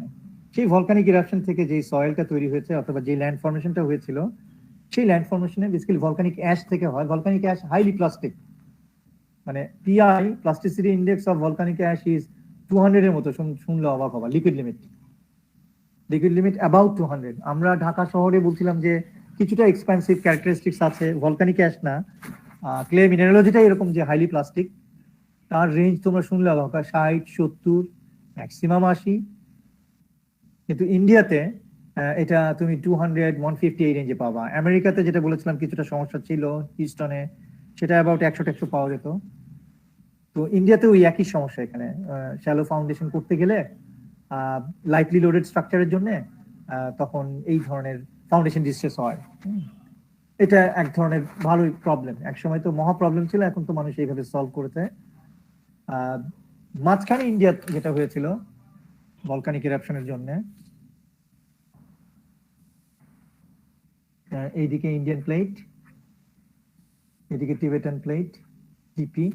আমি যদি সেকশন আঁকি তাহলে ইন্ডিয়া, এদিকে টিবেট, হিমালয় পর্বতমালা। এখানে যে ধরনের ম্যাসিভ আকারে ভলকানিক এরাপশন হয়ে গেল, ভলকানিক কোন এরকম হয়, হওয়ার পরে প্রচুর ইরোশনাল অ্যাক্টিভিটি হয় এই এরিয়াতে। মনসুন তোমরা জানো, প্রচুর বৃষ্টিপাতে এই যে খুবই ডেন্সলি পপুলেটেড যে এগুলো ছিল, কোন ছিল, সেগুলো আস্তে আস্তে একটা প্ল্যাটুর মতো হয়। এই প্ল্যাটুটার নাম দিয়েছিল, এই স্টাডিগুলো মেইনলি করে ব্রিটিশরা আর কি, হ্যাঁ, তারা নাম দিয়েছিল ডিক্যান। জায়গাটাকে দক্ষিণাত্য বলা হয়। বাংলা মিডিয়ামে যারা পড়েছে তারা হয়তো দক্ষিণাত্যের কথা শুনেছে। ইন্ডিয়ার মাঝখানটা বলা হয় প্ল্যাটু, মালভূমি, তার নাম হচ্ছে দাক্ষিণাত্য। ইংরেজিতে ব্রিটিশরা করেছিল এটাকে ডিক্যান।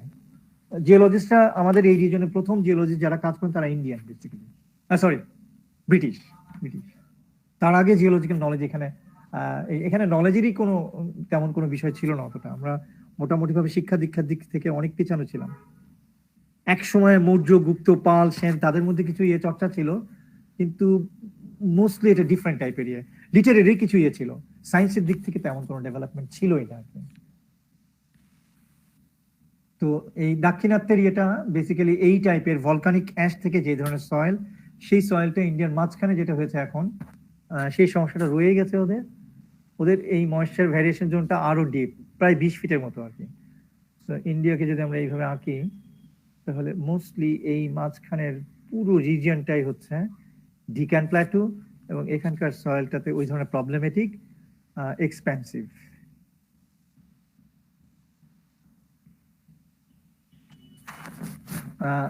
তাদের seasonal moisture variation zone about 15 ফিটের কাছাকাছি, অনেক ডিপ বেসিক্যালি। তো এইটা ওয়েট সিজনে প্রচুর ফুলে যায়, ড্রাই সিজনে আবার হয়। এটার একটা উপায় হতে পারে কি জানো, এই সফট তোমার এক্সপেন্সিভ সয়েলটাকে কেটে সরিয়ে তুমি বালু দিয়ে ভরে তারপরে ফাউন্ডেশন করলা, that's going to B huge expensive. তোমার 5 বিঘা একটা প্লটে 10-15 ফিট পর্যন্ত কেটে বালু দিয়ে ব্যাকফিল করে, my God, that's going to be too expensive. সেটা একটা প্রবলেমেটিক সয়েল। এই ধরনের জিনিসগুলো আমরা সাধারণত geology to geology, geography to geography বিভিন্ন দেশে ভ্যারি করে যাবে। To determine and solve potential foundation problems such as expensive characteristics of soil, এগুলো আমরা জানতে পারি। আমাদের দেশের জন্য আমরা অলরেডি প্রচুর বোরিং করা আছে, আমরা জেনারেলি পাই না। আমাদের গাজীপুরের দিকে, কাপাসিয়ার দিকে লাল মাটির ঘরগুলো দেখবা ঘরগুলো ফেটে যায়, হ্যাঁ। তো তাদের কিছু এক্সপেন্সিভ ক্যারেক্টারিস্টিক্স আছে, কিন্তু খুব সমস্যাপূর্ণ নয়, খুব সমস্যাপূর্ণ। আমি তোমাদের গল্প করেছিলাম, জানি না লাস্ট ক্লাসে, এটা হচ্ছে রাজেন্দ্রপুর ক্যান্টনমেন্টে কিছু এরকম প্রবলেম আমি পেয়েছিলাম, বাট খুব ডমিনেটিং ছিল না। ওভারঅল আমি জানি যে ডমিনেটিং না, কিন্তু আমাদের জন্য এটা খুব বড় সমস্যা না বাংলাদেশের জন্য। বরং সফট সয়েল, হ্যাঁ বলো স্যার, কিছু এলাকাতে হয় এটা কাপাসিয়া, যে স্যার বিল্ডিং করলে পর ফাইটে যেতেছে, ওই কারণে বেসিক্যালি ঘটনা। কিন্তু খুব ডমিনেটিং না, যেটা আমাদের একদম মানে খেয়ে ফেলছে ইন্ডিয়া বা ইউএসএ, ওরকম না আর কি, হ্যাঁ। কিছু কিছু খুব ন্যারো জোনে, এটা বাংলাদেশের মানে জেনারেল সিনারিও না। আবার অর্গানিক সয়েল খুলনা অঞ্চলে আছে, বাগেরহাটে আছে, পিরোজপুরে আছে, সেটা বরং আমার এই সোয়েলিং চেয়ে বেশি ডমিনেটিং মনে হয়। আমাদের অনেক মার্শি এরিয়া আছে যেগুলোতে আমাদের অর্গানিক সয়েল আছে, যেটা একটু সমস্যা, প্রবলেমেটিক। বাংলাদেশের জন্য ডেল্টাইক সয়েলে মোস্টলি প্রবলেমেটিক মনে হয় আমার কাছে সফট সয়েল কন্ডিশনটা। সেটা আমরা প্রতিনিয়ত পাবো, আমরা যখন ফুটিং এর বিয়ারিং ক্যাপাসিটি বের করবো, পাইল লাগছে দেখবো, ম্যাটে হচ্ছে না, বিভিন্ন চ্যাপ্টার গুলোতে অ্যানালাইসিস করবো, তখন আমরা প্রতিনিয়ত পেয়ে যাব। তো সফট সয়েল কন্ডিশনটা আমাদের বড় প্রবলেম আর কি। To select suitable construction techniques, মানে কি করে, এটা অনেক ব্যাপক জিনিসটা, কিন্তু আমরা ছোট্ট একটা উদাহরণ দিয়ে এখান থেকে আমরা আগিয়ে যাব নেক্সট পয়েন্টে। যেমন ধরো আমরা বলছিলাম, বাই নাও আমরা জেনে গেছি যে মেথড অফ ইনস্টলেশন, যে কিভাবে পাইলকে আমি ইনস্টল করব, সে অনুযায়ী আমরা প্রধানত দুটো ভাগে ভাগ করি পাইলকে। কিন্তু তুমি পাইল ম্যাটেরিয়াল অনুযায়ী আবার বিভিন্ন ভাগে ভাগ করতে পারো। তোমরা একটু আইডিয়া দিবা? তোমরা শুনেছো না RCC pile, sand pile, right? Rammed aggregate একটা পাইল দেওয়া, তারপরে স্টিল পাইল, হ্যাঁ স্টিল পাইল, শালবলি দিয়ে করে না গাজীপুরের দিকে, কাপাসিয়ার দিকে, wooden pile, wooden pile, steel pile, concrete pile, এরকম না। স্যান্ড পাইল বললো একজন। স্যান্ড পাইলের স্ট্রেংথটা খুবই কম, স্যান্ড পাইল সম্বন্ধে আমাদের নলেজও খুব বেশি নেই, বাট স্যান্ড পাইলও ইউজ হয় অনেক সময়, হ্যাঁ, গ্রাউন্ড ইমপ্রুভমেন্টের জন্য। তো তাহলে ম্যাটেরিয়াল গতভাবে একভাবে ভাগ করা হয় না। আমরা ভাগগুলো শিখেছিলাম মোস্টলি, যে বোরিং করে করলে বলছিলাম বোর্ড পাইল, এবং ড্রাইভ করে করলে বলছিলাম ড্রিভেন পাইল। এবং যদি সেই পাইলটা ফাংশনালিটি দিয়ে চিন্তা করি, তাহলে জেনারেলি সে যদি ল্যাটারাল প্রেসারকে ঠেকায় তখন আমরা তাকে নাম দিচ্ছিলাম শোর পাইল। বা কিনারার দিকে থাকে কোনো একটা স্ট্রাকচারাল ফরমেশন, গ্রাউন্ড লেভেল আছে, লেভেল থেকে হঠাৎ করে সেই লেভেলটা কাট করলাম, তখন একটা কিনারা তৈরি হলো, শোর মানে কিনারা, তো ওই জন্য শোর পাইল বলা হয়। সো বেসিক্যালি ল্যাটারাল লোড ঠেকালে তখন আমরা তাকে আরেকজনের নাম দিচ্ছি শোর পাইল। এখন ধরো কোন একটা জায়গায় আমরা পাইল ইনস্টল করব, আমরা বোর্ড পাইল দিব না ড্রিভেন পাইল। আমাদের টার্গেট কিন্তু হওয়া উচিত ড্রিভেন পাইল। কেন জানো? জেনারেলি টার্গেট বলছি আর কি। স্যার মাটি ধারণা আছে? একটু ভালো কম্প্রেস যেহেতু করা হয়। হ্যাঁ, মানে তার ক্যাপাসিটি বেশি। তোমরা রুল অফ থাম হিসাবে এটা কিন্তু সবসময় ওইভাবে অঙ্ক করে বের করতে হবে, বাট সাধারণ একটা সেন্স অফ ইয়ে পাওয়ার জন্য তুমি একটা বোর্ড করা পাইলে যদি সে 100 কিপ ক্যাপাসিটি পাও, একটা ড্রিভেন পাইলে প্রায় 200 কিপ পাবা, নিদেন পক্ষে 150 পাবা, হতে পারে 175, হতে পারে 220, বাট সাধারণভাবে ডাবল ক্যাপাসিটি পাবা। হ্যাঁ, জেনারেল কন্ডিশনে, এক্সট্রিম সয়েল কন্ডিশনে, জেনারেল নর্মাল সয়েল আর কি। হ্যাঁ, তো তাহলে অবশ্যই আমি যদি বোর্ড পাইল ইউজ না করে ড্রিভেন পাইল ইউজ করে আমি ক্যাপাসিটি যদি বেশি পাই, তাহলে আমার খরচ নিশ্চয়ই কম হবে, তাই না? দেখো, জেনারেলি স্পিকিং জি স্যার। জেনারেলি তাই হয়, কিন্তু ওটার অনেক ধরনের বাধা আছে। আমরা কনস্ট্রাকশন টেকনিকটা এরকম যে এক্সিস্টিং যদি তোমার বিল্ডিং থাকে প্রচুর, এবং সেখানে যদি তোমার ফাউন্ডেশন ডিস্ট্রেস অলরেডি থাকে, দুর্বল টাইপের ফাউন্ডেশন থাকে, খুব স্ট্রং না হয় কনস্ট্রাকশন নিয়ে, তাহলে সেখানে ড্রিভেন পাইল করতে গেলে এক্সিস্টিং বিল্ডিং গুলো ক্র্যাক করতে পারে, ফাউন্ডেশন ডিস্ট্রেস হতে পারে। তখন কিন্তু আমরা আর ওই টেকনিকে যেতে পারি না, যে আমরা কনস্ট্রাকশন টেকনিক চেঞ্জ করতে হয় আর কি। আমরা তখন বোরিং করে করতে হয় আর কি। আমি মানে পৌঁছাতে পেরেছি তোমাদের কাছে? জি স্যার। জি sir. So that will depend actually তোমার ওই এরিয়াতে ইনভেস্টিগেশন করে তুমি দেখবা যে কি ধরনের ইনফ্রাস্ট্রাকচার আছে, এক্সিস্টিং ফাউন্ডেশন সিস্টেমগুলো কিসে আছে। স্পেশালি ফুটিং এ থাকলে খুব অসুবিধা হয়। আশেপাশে ধরো আমার সাইট এটা, আশেপাশে যে সাইট গুলো আছে, যে বিল্ডিংস গুলো আছে, যদি বিল্ডিং না থাকে কোনো অসুবিধা নেই। বসুন্ধরার মতো সে ওপেন এরিয়া জেনারেলি যদি হয়, তুমি ধামাধাম ড্রিভেন পাইলে চলে যেতে পারো, কস্ট অপটিমাইজ করতে পারো, ভালো সেভিংস আনতে পারো। কিন্তু যদি তোমার আশেপাশে এই ধরনের লাইটলি লোডেড স্ট্রাকচার এবং ফুটিং টাইপের স্ট্রাকচার থাকে, তখন তুমি ডিপি ড্রিভেন পাইলের অপশনটা থেকে তোমাকে চলে যেতে হবে বোর্ড পাইলের দিকে। তো এটাতে তুমি খুব বেশি যেতে পারবে না। এক্সিস্টিং বিল্ডিং এর ফাউন্ডেশন ডিস্ট্রেস হবে, অনেক সময় কলাপসও করে ভাইব্রেশনে, হ্যাঁ, যদি খুব দুর্বল টাইপের স্ট্রাকচার থাকে। সো এইরকম এরকম বিভিন্ন তোমাকে ইনভেস্টিগেশনই বলে দিবে যে আসলে কোন দিকে যাওয়া উচিত। ওই সাইট অবজার্ভ করতে হবে, ওই সাইটের এক্সিস্টিং ফাউন্ডেশন কন্ডিশন সম্বন্ধে জেনারেলি কিছু নলেজ গ্যাদার করতে হবে। স্যার ড্রিভেন পাইলের যে আমরা পাইলটা ইউজ করবো, ম্যাটেরিয়াল তো অনেক স্ট্রং হতে হবে তাহলে। হ্যাঁ হ্যাঁ, ওইখানে একটু খরচ বাড়ে। বোর্ড পাইলে যেমন আমি অত স্ট্রং ম্যাটেরিয়াল না হলে হয়, কিন্তু আলটিমেটলি ট্রেড অফ করে তোমার ক্যাপাসিটি দ্বিগুণ পাওয়া যায়, খরচটা আবার অর্ধেক না। কিন্তু ও যে বললো এরকম, মানে ওইটার সুবিধা আছে অসুবিধাও আছে, কিছু খরচ বাড়ে, প্লাস মাইনাস করে আলটিমেটলি ইকোনমিক হয় ড্রিভেন পাইল। তবে ইকোনমিটা ওরকম অর্ধেক না।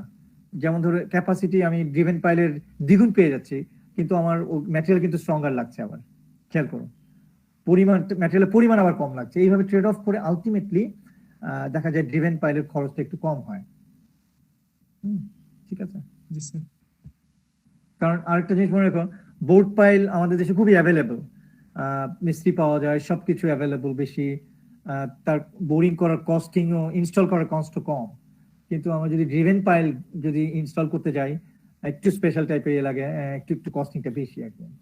এরকম ট্রেড অফ আছে, ট্রেড অফ হয়ে আলটিমেটলি যে ড্রিভেন পাইলে আমার ইকোনমি দেয় বেশি আর কি।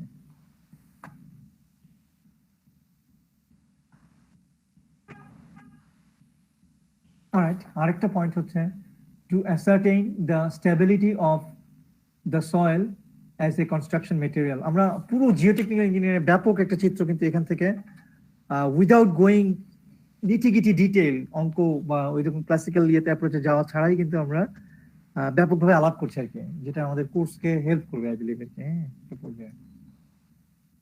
to ascertain the suitability of the soil as a construction material. Soil K construction material হিসেবে ইউজ করব। আমরা বলছিলাম না, on soil, in soil, through soil, by the side of soil, off soil, একটা টার্ম ছিল না আমাদের, off soil? G sir. That means structure of soil কি কি হতে পারে বলো তো? structure of soil ও যেমন বললো মাটির ঘর কাপাসিয়া এরিয়াতে, ঠিক মাটির ঘর নয়, ও এমনি বলেছিল, জাহিদ বলছিল যে এমনি বিল্ডিং ও বোধহয় ক্র্যাক করে, ওই যে একতলা বা লাইটলি লোডেড বিল্ডিং গুলো, তাই না? আর মাটির ঘরগুলো তো করেই এক্সপেন্সিভ এর জন্য। তো মাটি দিয়ে ঘর করা হয়, সেটা বেসিক্যালি স্ট্রাকচারাল মানে কনসার্ন ধরতে পারো তুমি। বাট মাটিকে ইউটিলাইজ করে অনেক জিওটেকনিক্যাল ফিল্ডের অনেক কাজ আছে আর কি। দুটো ডিভিশনে খুব কাজে লাগে দেখবা, একটা হচ্ছে ট্রান্সপোর্টেশন ইঞ্জিনিয়ারিং এ, আর একটা হচ্ছে ওয়াটার রিসোর্স ইঞ্জিনিয়ারিং এ। জি স্যার। ব্যাপকভাবে ইউজ হয়, বলো না প্রায়।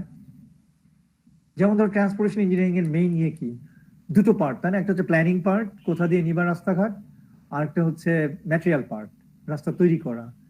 তো অ্যাসফল্ট হোক, কংক্রিট হোক, রাস্তাটা তো তৈরি করতে হবে মাটির উপরে, না? তো সেখানে মাটির গ্রেড সেপারেশন করে নিই আমরা, মাটিকে উঁচু করে নিই বিকজ অফ ফ্লাডিং কন্ডিশন। আমাদের ডেল্টাইক ডিপোজিট, প্রচুর ফ্লাড হয় আমাদের দেশে। তো সেটা করতে গেলে ট্রান্সপোর্টেশন ইঞ্জিনিয়ারিং এর প্রাণিত হচ্ছে বেসিক্যালি ভেহিকেল তো আছে, রোডওয়ে ইনফ্রাস্ট্রাকচারটা একটা মানে মেজর একটা এলিমেন্ট।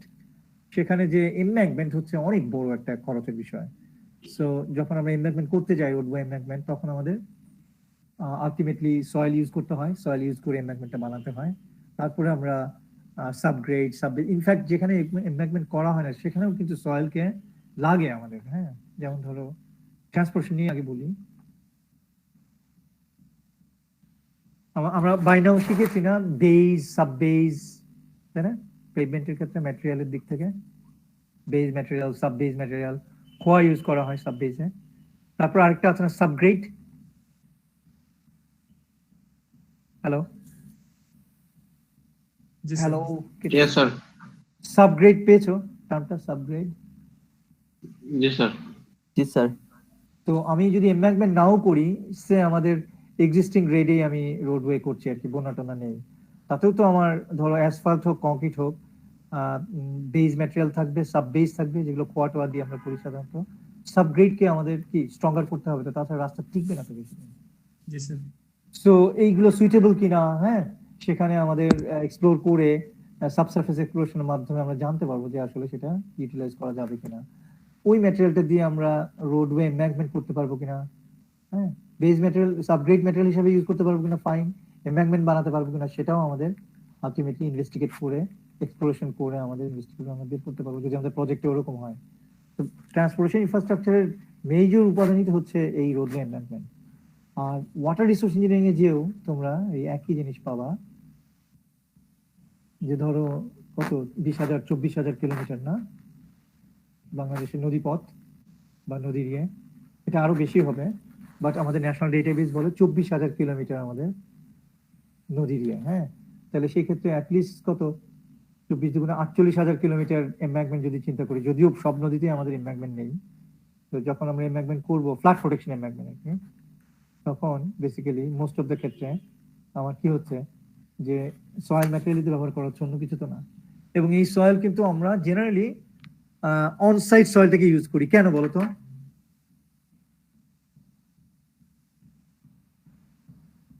স্যার লিফটিং কস্ট কমানোর জন্য স্যার। অনেক অনেক, হ্যাঁ অনেক, মানে তুমি অন্য জায়গা থেকে মাটি এনে মাথা খারাপ হয়ে যাবে তোমার আর কি, এত এক্সপেন্সিভ হবে বেসিক্যালি, মানে ম্যাটেরিয়াল কস্ট আর কি। হ্যাঁ, তো এবং সেটা দেখা যায় যে বেশিরভাগ ক্ষেত্রেই বড় পিট বলা হয় আমাদের। ধরো এখানে একটা গ্রাম, এখানে একটা গ্রাম কানেক্ট করবো আমরা এই রুট দিয়ে, যদি ক্রস সেকশন নেই তাহলে এটাকে এ বি যদি দেই, এ পার্ট আমাদের সে ধানি জমি টমি আছে, গাছপালা আছে, বাড়িঘর আছে এ পার্টে। তারপরে আমরা বড় করলাম, কাট করলাম, কাট করে এমব্যাঙ্কমেন্ট বানালাম, ফিল করলাম, আবার এই পাশেও কাট করলাম। দ্যাট মিনস এই পাশে দেখবা যে রাস্তার দুই পাশে দেখবা যে কাট করা থাকে, হ্যাঁ, কাটা থাকে পুকুরের মতো, এইভাবে কাটা কাটা। এই মাটিটাই বেসিক্যালি ইউটিলাইজ করে। তো কাট এন্ড ফিল শিখেছো না ইয়েতে, সার্ভেতে থাকার কথা, হ্যাঁ। জি স্যার। সো বেসিক্যালি আমাদের ইজিএল যেটা থাকে, সেই জেলটাকে আমরা এখান থেকে কাট করে, এগুলো সাধারণত লিজ দেওয়া হয়, হ্যাঁ, পুকুর টুকুর করা হয়, অনেক সময় কানেক্টিং করে ক্যানাল তৈরি করা হয়, হ্যাঁ, রোডওয়ে এমব্যাঙ্কমেন্টটা তৈরি করা হয়। এইটার যে ক্রাইটেরিয়া গুলা, কতটুকু এক্সপেন্সিভ হবে, কতটুকু করা যাবে না যাবে, কোথা থেকে মানে বড় করতে হবে, অথবা এইটাকে মাটির সাথে যদি আমরা কিছু স্টেবিলাইজ করি, এর সাথে আরো কিছু কেমিক্যাল, স্পেশালি সিমেন্ট দিয়ে স্টেবিলাইজ করা যায়, হালকা কিছু সিমেন্ট 1% 2% সিমেন্ট দিয়ে স্টেবিলাইজ করলে মাটিটা আরো শক্ত হয়।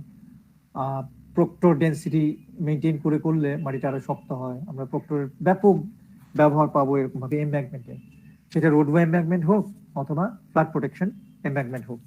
এবং প্রক্টর নিয়ে আমরা ব্যাপকভাবে 3-4-1 কাজ করেছি, তাই না? Optimum moisture content, maximum dry density, তো প্রক্টর মেনটেন করবো। এই যে মানে ব্যাপার স্যাপারগুলো, সেগুলো বেসিক্যালি আমাদের আমরা পাবো, সেগুলো সম্বন্ধে যেই নির্দেশনা সেগুলো পাবো ওই এক্সপ্লোরেশনে, আমরা ওই ইস্যুগুলোকে ইউটিলাইজ করি আর কি, to ascertain the suitability of the soil as a construction material. এখন আমরা লাস্ট পয়েন্ট যেটাতে আসবো, যে ব্যাপক গল্পটা এখানে শেষ হয়ে যাবে, এরপর আমরা প্রতিনিয়ত আগাতে থাকবো ধাপে ধাপে, এবং এখানকার এই ব্যাকগ্রাউন্ড নলেজটা আমাদেরকে আশা করি ব্যাপকভাবে হেল্প করবে সামনে আর কি। To investigate the safety of existing structures and suggest remedial measures. এটা আমরা একটা ছোট্ট অঙ্ক করে আজকে, আমাদের এখনো 5-7 মিনিট আছে টাইম, তো আমরা আজকে ক্লাসে ক্লোজ করে দেব। To investigate the safety of, খুব শর্ট করে করবো কিন্তু আমরা খুব ব্যাপক আকারে যাব না আর কি। একটা এক্সিস্টিং স্ট্রাকচার আছে, তার সেফটি সম্বন্ধে জানতে চাই আর কি, হ্যাঁ, বা আমরা একটা অঙ্ক চিন্তা করি এইভাবে, আমরা এখনই তৈরি করি, আমাদের সেই মান্ধাতা আমলের সেই উদাহরণে চলে যাই, মডেলে চলে যাই, যেটাকে আমরা বলছিলাম কলাম লোড কত 100 কিট না? Yes sir.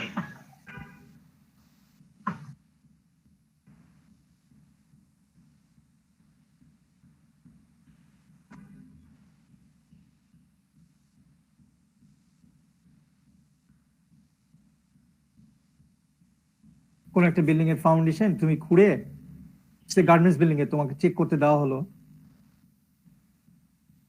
তুমি করলা কি গার্মেন্টস বিল্ডিং এর টিপিক্যালি যেটা হয়, সাধারণত এটা 8-10 টাইপেরও থাকতে পারে, জেনারেলি মিনিমাম 3টা টাইপের ফুড ফাউন্ডেশন ইউজ করা হয়। টাইপের না বলে আমি বলি 3টা সাইজের আর কি। কর্নার কলাম গুলোতে এক ধরনের ফাউন্ডেশন সাইজ, এই যে এক ধরনের, বুঝতেই পারছো কেন আমাদের এইটুক ব্যাকগ্রাউন্ড নলেজ তৈরি হয়ে গেছে, আর ইন্টেরিয়র আরেক ধরনের, তাই না? বুঝতে পারছো এর চেয়ে জেনারেলি এ বড়, এর চেয়ে জেনারেলি এ বড় না, তাই না? জি স্যার। তো তুমি পেলা কোন একটা এক্সিস্টিং গার্মেন্টস বিল্ডিং, যেটা রানা প্লাজার মতো ঘটনা ঘটার পর আমরা প্রচুর পাই, বিদেশিরা চায় জানতে, যারা আমাদের কাছে কাপড় কেনে, তাদের একটা খুব সফট ইস্যু আছে যে তোমাদের ব্লাডেড গেঞ্জি আমরা পড়তে চাই না আর কি, হ্যাঁ, তোমাদের রক্তমাখা গেঞ্জি আমরা পড়তে চাই না আর কি, তোমরা শুনেছো হয়তো। সেখান থেকে আমাদের গার্মেন্টস এর যেই ব্যবসায়ীরা, যারা চরম শোষণ করে এই লোকগুলাকে দিয়ে কঠিন পরিশ্রম করিয়ে মৃত্যুর দিকে ঠেলে দিয়ে যারা এত বড় লোক হয়, সেই লোকগুলো তখন টনক নড়লো, আরে আমাদের তো বিজনেস চলবে না, তারা তো ব্লাডেড গেঞ্জি পড়তে চায় না, তাহলে কি করা যায়? তাহলে এই লোকগুলোকে একটু বেটার ইয়ে দিতে হয়, বিল্ডিং গুলো ঠিকঠাক আছে কিনা তোমরা দেখো, চেক করে অ্যাসেস করো।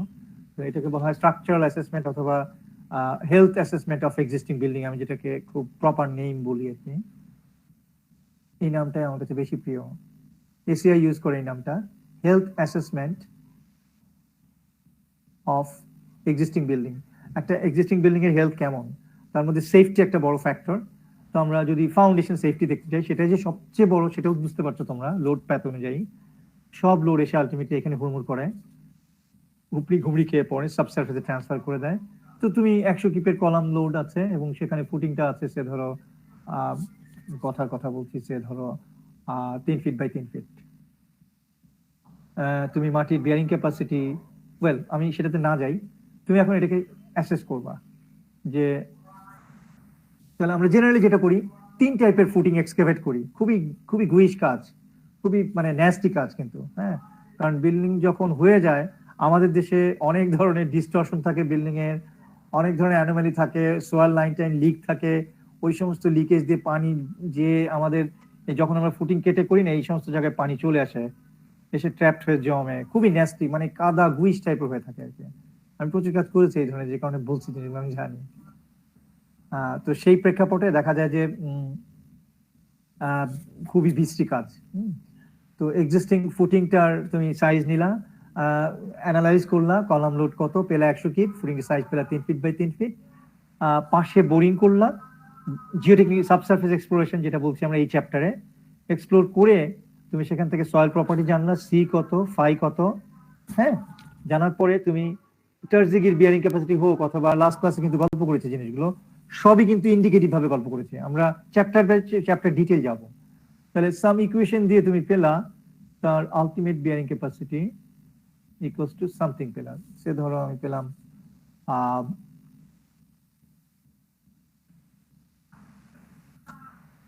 ধরো 6 কেসে,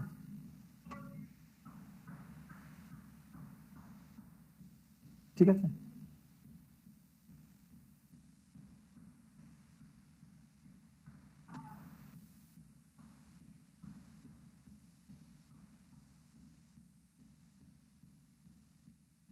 না, এটা একটু ধরো, এটা প্র্যাকটিক্যাল নাম্বার হচ্ছে না।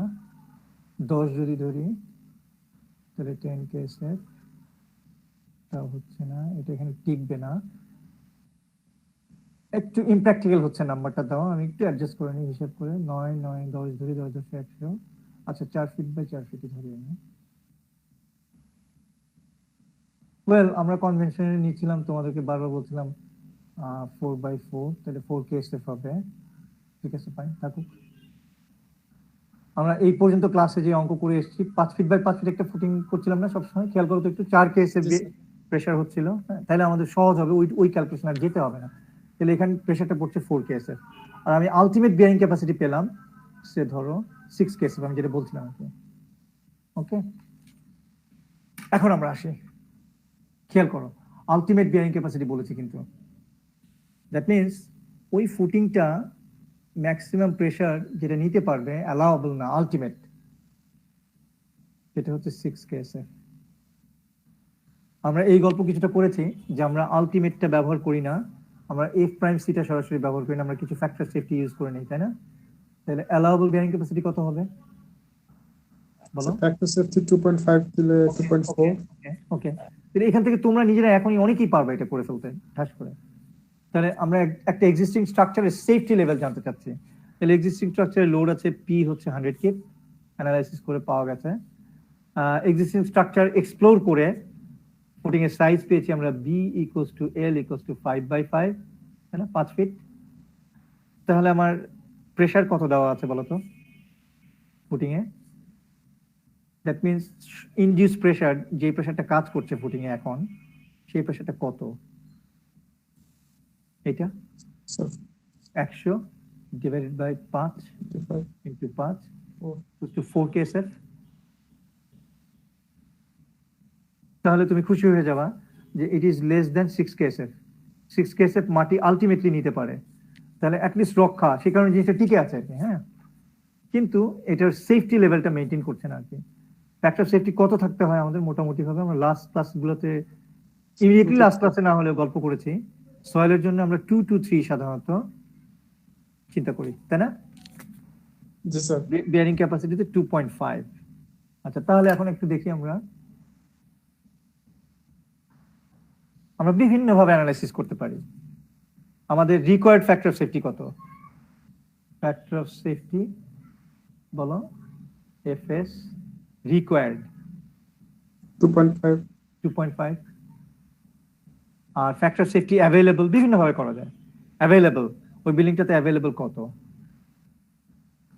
ওই ফুটিংটাতে, ওই বিল্ডিংটা না বলি ফুটিংটাতে বলি। 1.5। কি করে পাচ্ছি যে ফ্যাক্টর অফ সেফটির সংজ্ঞা কি? ফ্যাক্টর সেফটি ইকুয়ালস টু বলো, স্ট্রেংথ। স্যার আমি জি স্যার, স্ট্রেংথ আর কতটুকু স্ট্রেংথ হচ্ছে strength divided by induced stress, এইভাবে বলি আমরা একদম মেকানিক্স পয়েন্ট অফ ভিউ থেকে। আমার শক্তি কত আর আমার উপর বিপদ কত আসছে আর কি, হ্যাঁ। শক্তি বলতে আমাদের এখানে ম্যাক্সিমাম স্ট্রেস যেটা নিতে পারে সেটা হচ্ছে স্ট্রেংথ, তাই না? আর আমার উপরে মাটির স্ট্রেংথ কত? স্ট্রেংথ কিন্তু আমার হচ্ছে ওই যে 6 কেএসএফ, আমরা ইকুয়েশন দিয়ে অ্যানালাইসিস করে একটা চ্যাপ্টারে শিখবো এটা কেমন করে বের করা যায়। আলটিমেট বিয়ারিং ক্যাপাসিটি মাটির হচ্ছে কত 6 কেএসএফ। মাটি নিতে পারে আলটিমেটলি এত, এটা কিন্তু অ্যালাউবল না, হ্যাঁ তাই না? এটা অ্যালাউবল বের করতে গেলে মাটি নিতে পারে কত দেখবো বলো, আলটিমেটকে ফ্যাক্টর অফ সেফটি দিয়ে ভাগ দিয়ে। এখন আমরা ফ্যাক্টর অফ সেফটি অ্যাভেলেবল, তোমরা এই পয়েন্টটা দরকার হলে আমি আমার তো টাইম প্রায় শেষ তোমাদের, হ্যাঁ তোমাদের এখন ক্লাস আছে? না স্যার ওকে, তাহলে আমরা এটা একটু কমপ্লিট করি, ভালো হবে ধীরে সুস্থে। হ্যাঁ, এই পয়েন্টটা খুব ইম্পর্টেন্ট, ম্যাসিভলি ইম্পর্টেন্ট, এই ফ্যাক্টর সেফটি কনসেপ্ট বোঝাটা আর কি। হ্যাঁ, বিভিন্ন ক্ষেত্রে আমাদের কাজে লাগবে। তাহলে আমাদের টোটাল স্ট্রেংথ, যে কোনো বিষয়ে স্ট্রেংথ কি আছে এবং আমার উপরে হ্যাজার্ড কি আসতেছে, মানে বিপদ কি, আমরা স্ট্রাকচার পয়েন্ট অফ ভিউ থেকে আমরা strength divided by induced stress, induced মানে হচ্ছে আরোপিত, স্ট্রেংথ হচ্ছে আমি ম্যাক্সিমাম কতটা স্ট্রেস নিতে পারি, সেটাই তো factor of safety, induced stress. Sir আমার একটা ক্লাস আছে, আমি কি একটু লিভ নিব? হ্যাঁ হ্যাঁ, লিভিয়ে নাও, তুমি পড়ে যাও এটা। আসসালামু আলাইকুম। ওয়ালাইকুম আসসালাম। তাহলে আলটিমেট বিয়ারিং ক্যাপাসিটি মাটি আমারও আলটিমেটলি, একটা ক্লাস আছে, আমি কি লিভ নেবো?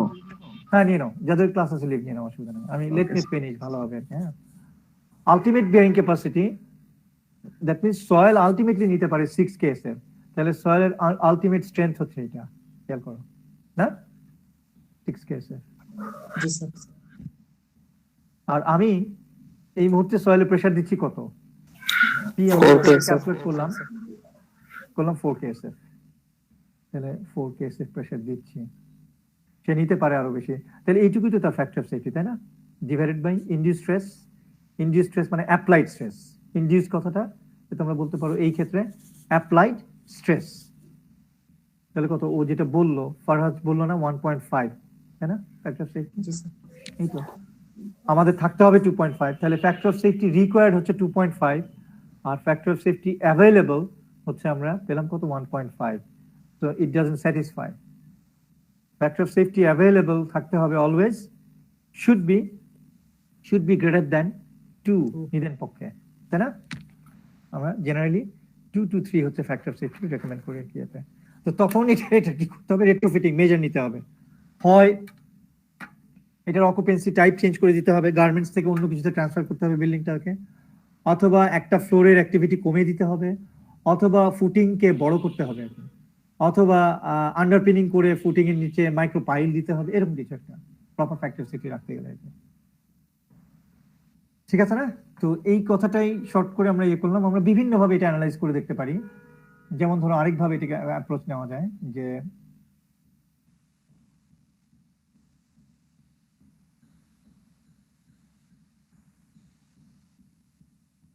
আমার মনে হয় এখনকার জন্য এইটুকু থাক, আমরা আস্তে আস্তে আরো কমপ্লিকেটেড জিনিসে যাবো আর কি। ধরো এই যে আঙ্গিকগুলো আমরা তৈরি করলাম, স্ট্রেস, তারপরে যে আঙ্গিকে এসছে, এরপর আমরা আরো পাবো অঙ্কগুলোর এই সিম্পলিস্টিক অ্যাপ্রোচে থাকা, আরো ইনডেপথে গেলে তখন আমরা ইয়ে করবো। বাট আমরা সামারি যদি করি যে আমার factor of safety equals two strength, এটা আমরা অন্য চ্যাপ্টারেও ব্যবহার করব বিভিন্ন সময়, ডিভাইডেড বাই ইনডিউসড, অথবা ইনডিউসড না বলে তোমরা বলতে পারো অ্যাপ্লাইড স্ট্রেংথ। এক ধরনের স্ট্রেস, তাই না? ম্যাক্সিমাম স্ট্রেস যেটা নিতে পারে আমরা সেটাকে বলি স্ট্রেংথ। আর অ্যাকচুয়াল স্ট্রেস কতটুকু আসতেছে, এটাকে তাহলে আমরা এক কাজ করি না, আমি জেনারেলি ইনডিউস স্ট্রেস বলি। এটাকে তোমাদের মনে হয় ইনডিউস কথাটা তোমাদের আমি অনেকবার খুঁজেছি, ওইভাবে কোনো শব্দ পাইনি।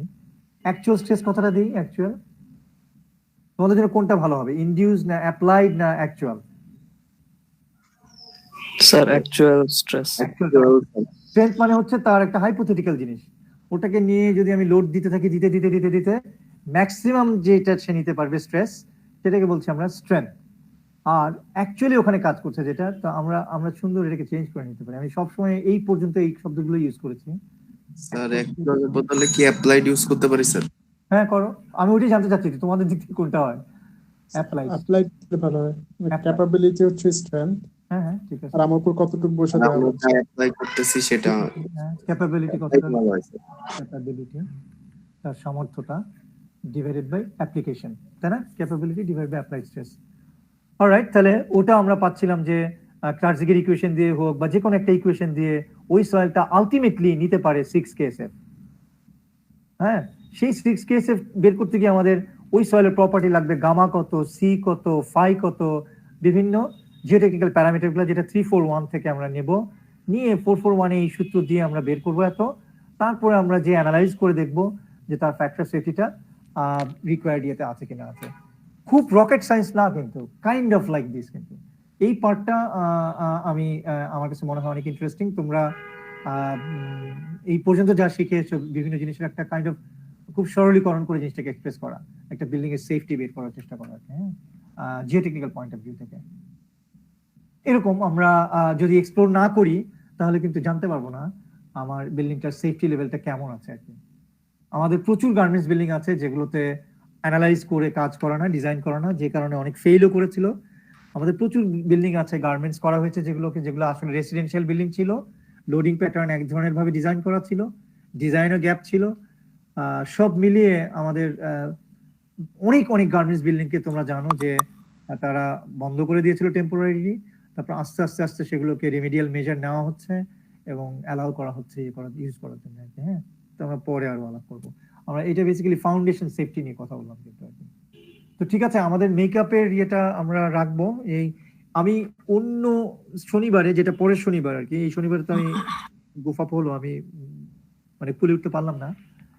কামিং শনিবারে আমার 203, তোমাদের সাথে সাথে আরেকটা ইয়েরও এরকম গ্যাপ গেছে। তোমাদের জন্য আমি টার্গেট করবো থার্সডেতে। তোমরা বলেছিলে যে থার্সডেতে একটু সম্ভব তোমাদের মাঝে মাঝে, তাই না? ইয়েতে জি স্যার। জি স্যার, থার্সডে স্যাটারডে দুদিনে, টিউসডেও করা যায়। টিউসডেতে না, টিউসডে আর থার্সডে সবই কি রাতে না? জি স্যার। ঠিক আছে, থার্সডেতে টিউসডেতে কখন আনুমানিক? স্যার 5টার পরেই স্যার দেখা। 5টার পরে। আমি তাহলে 6:30 তে চলে যাই, তাই না? আর থার্সডেতে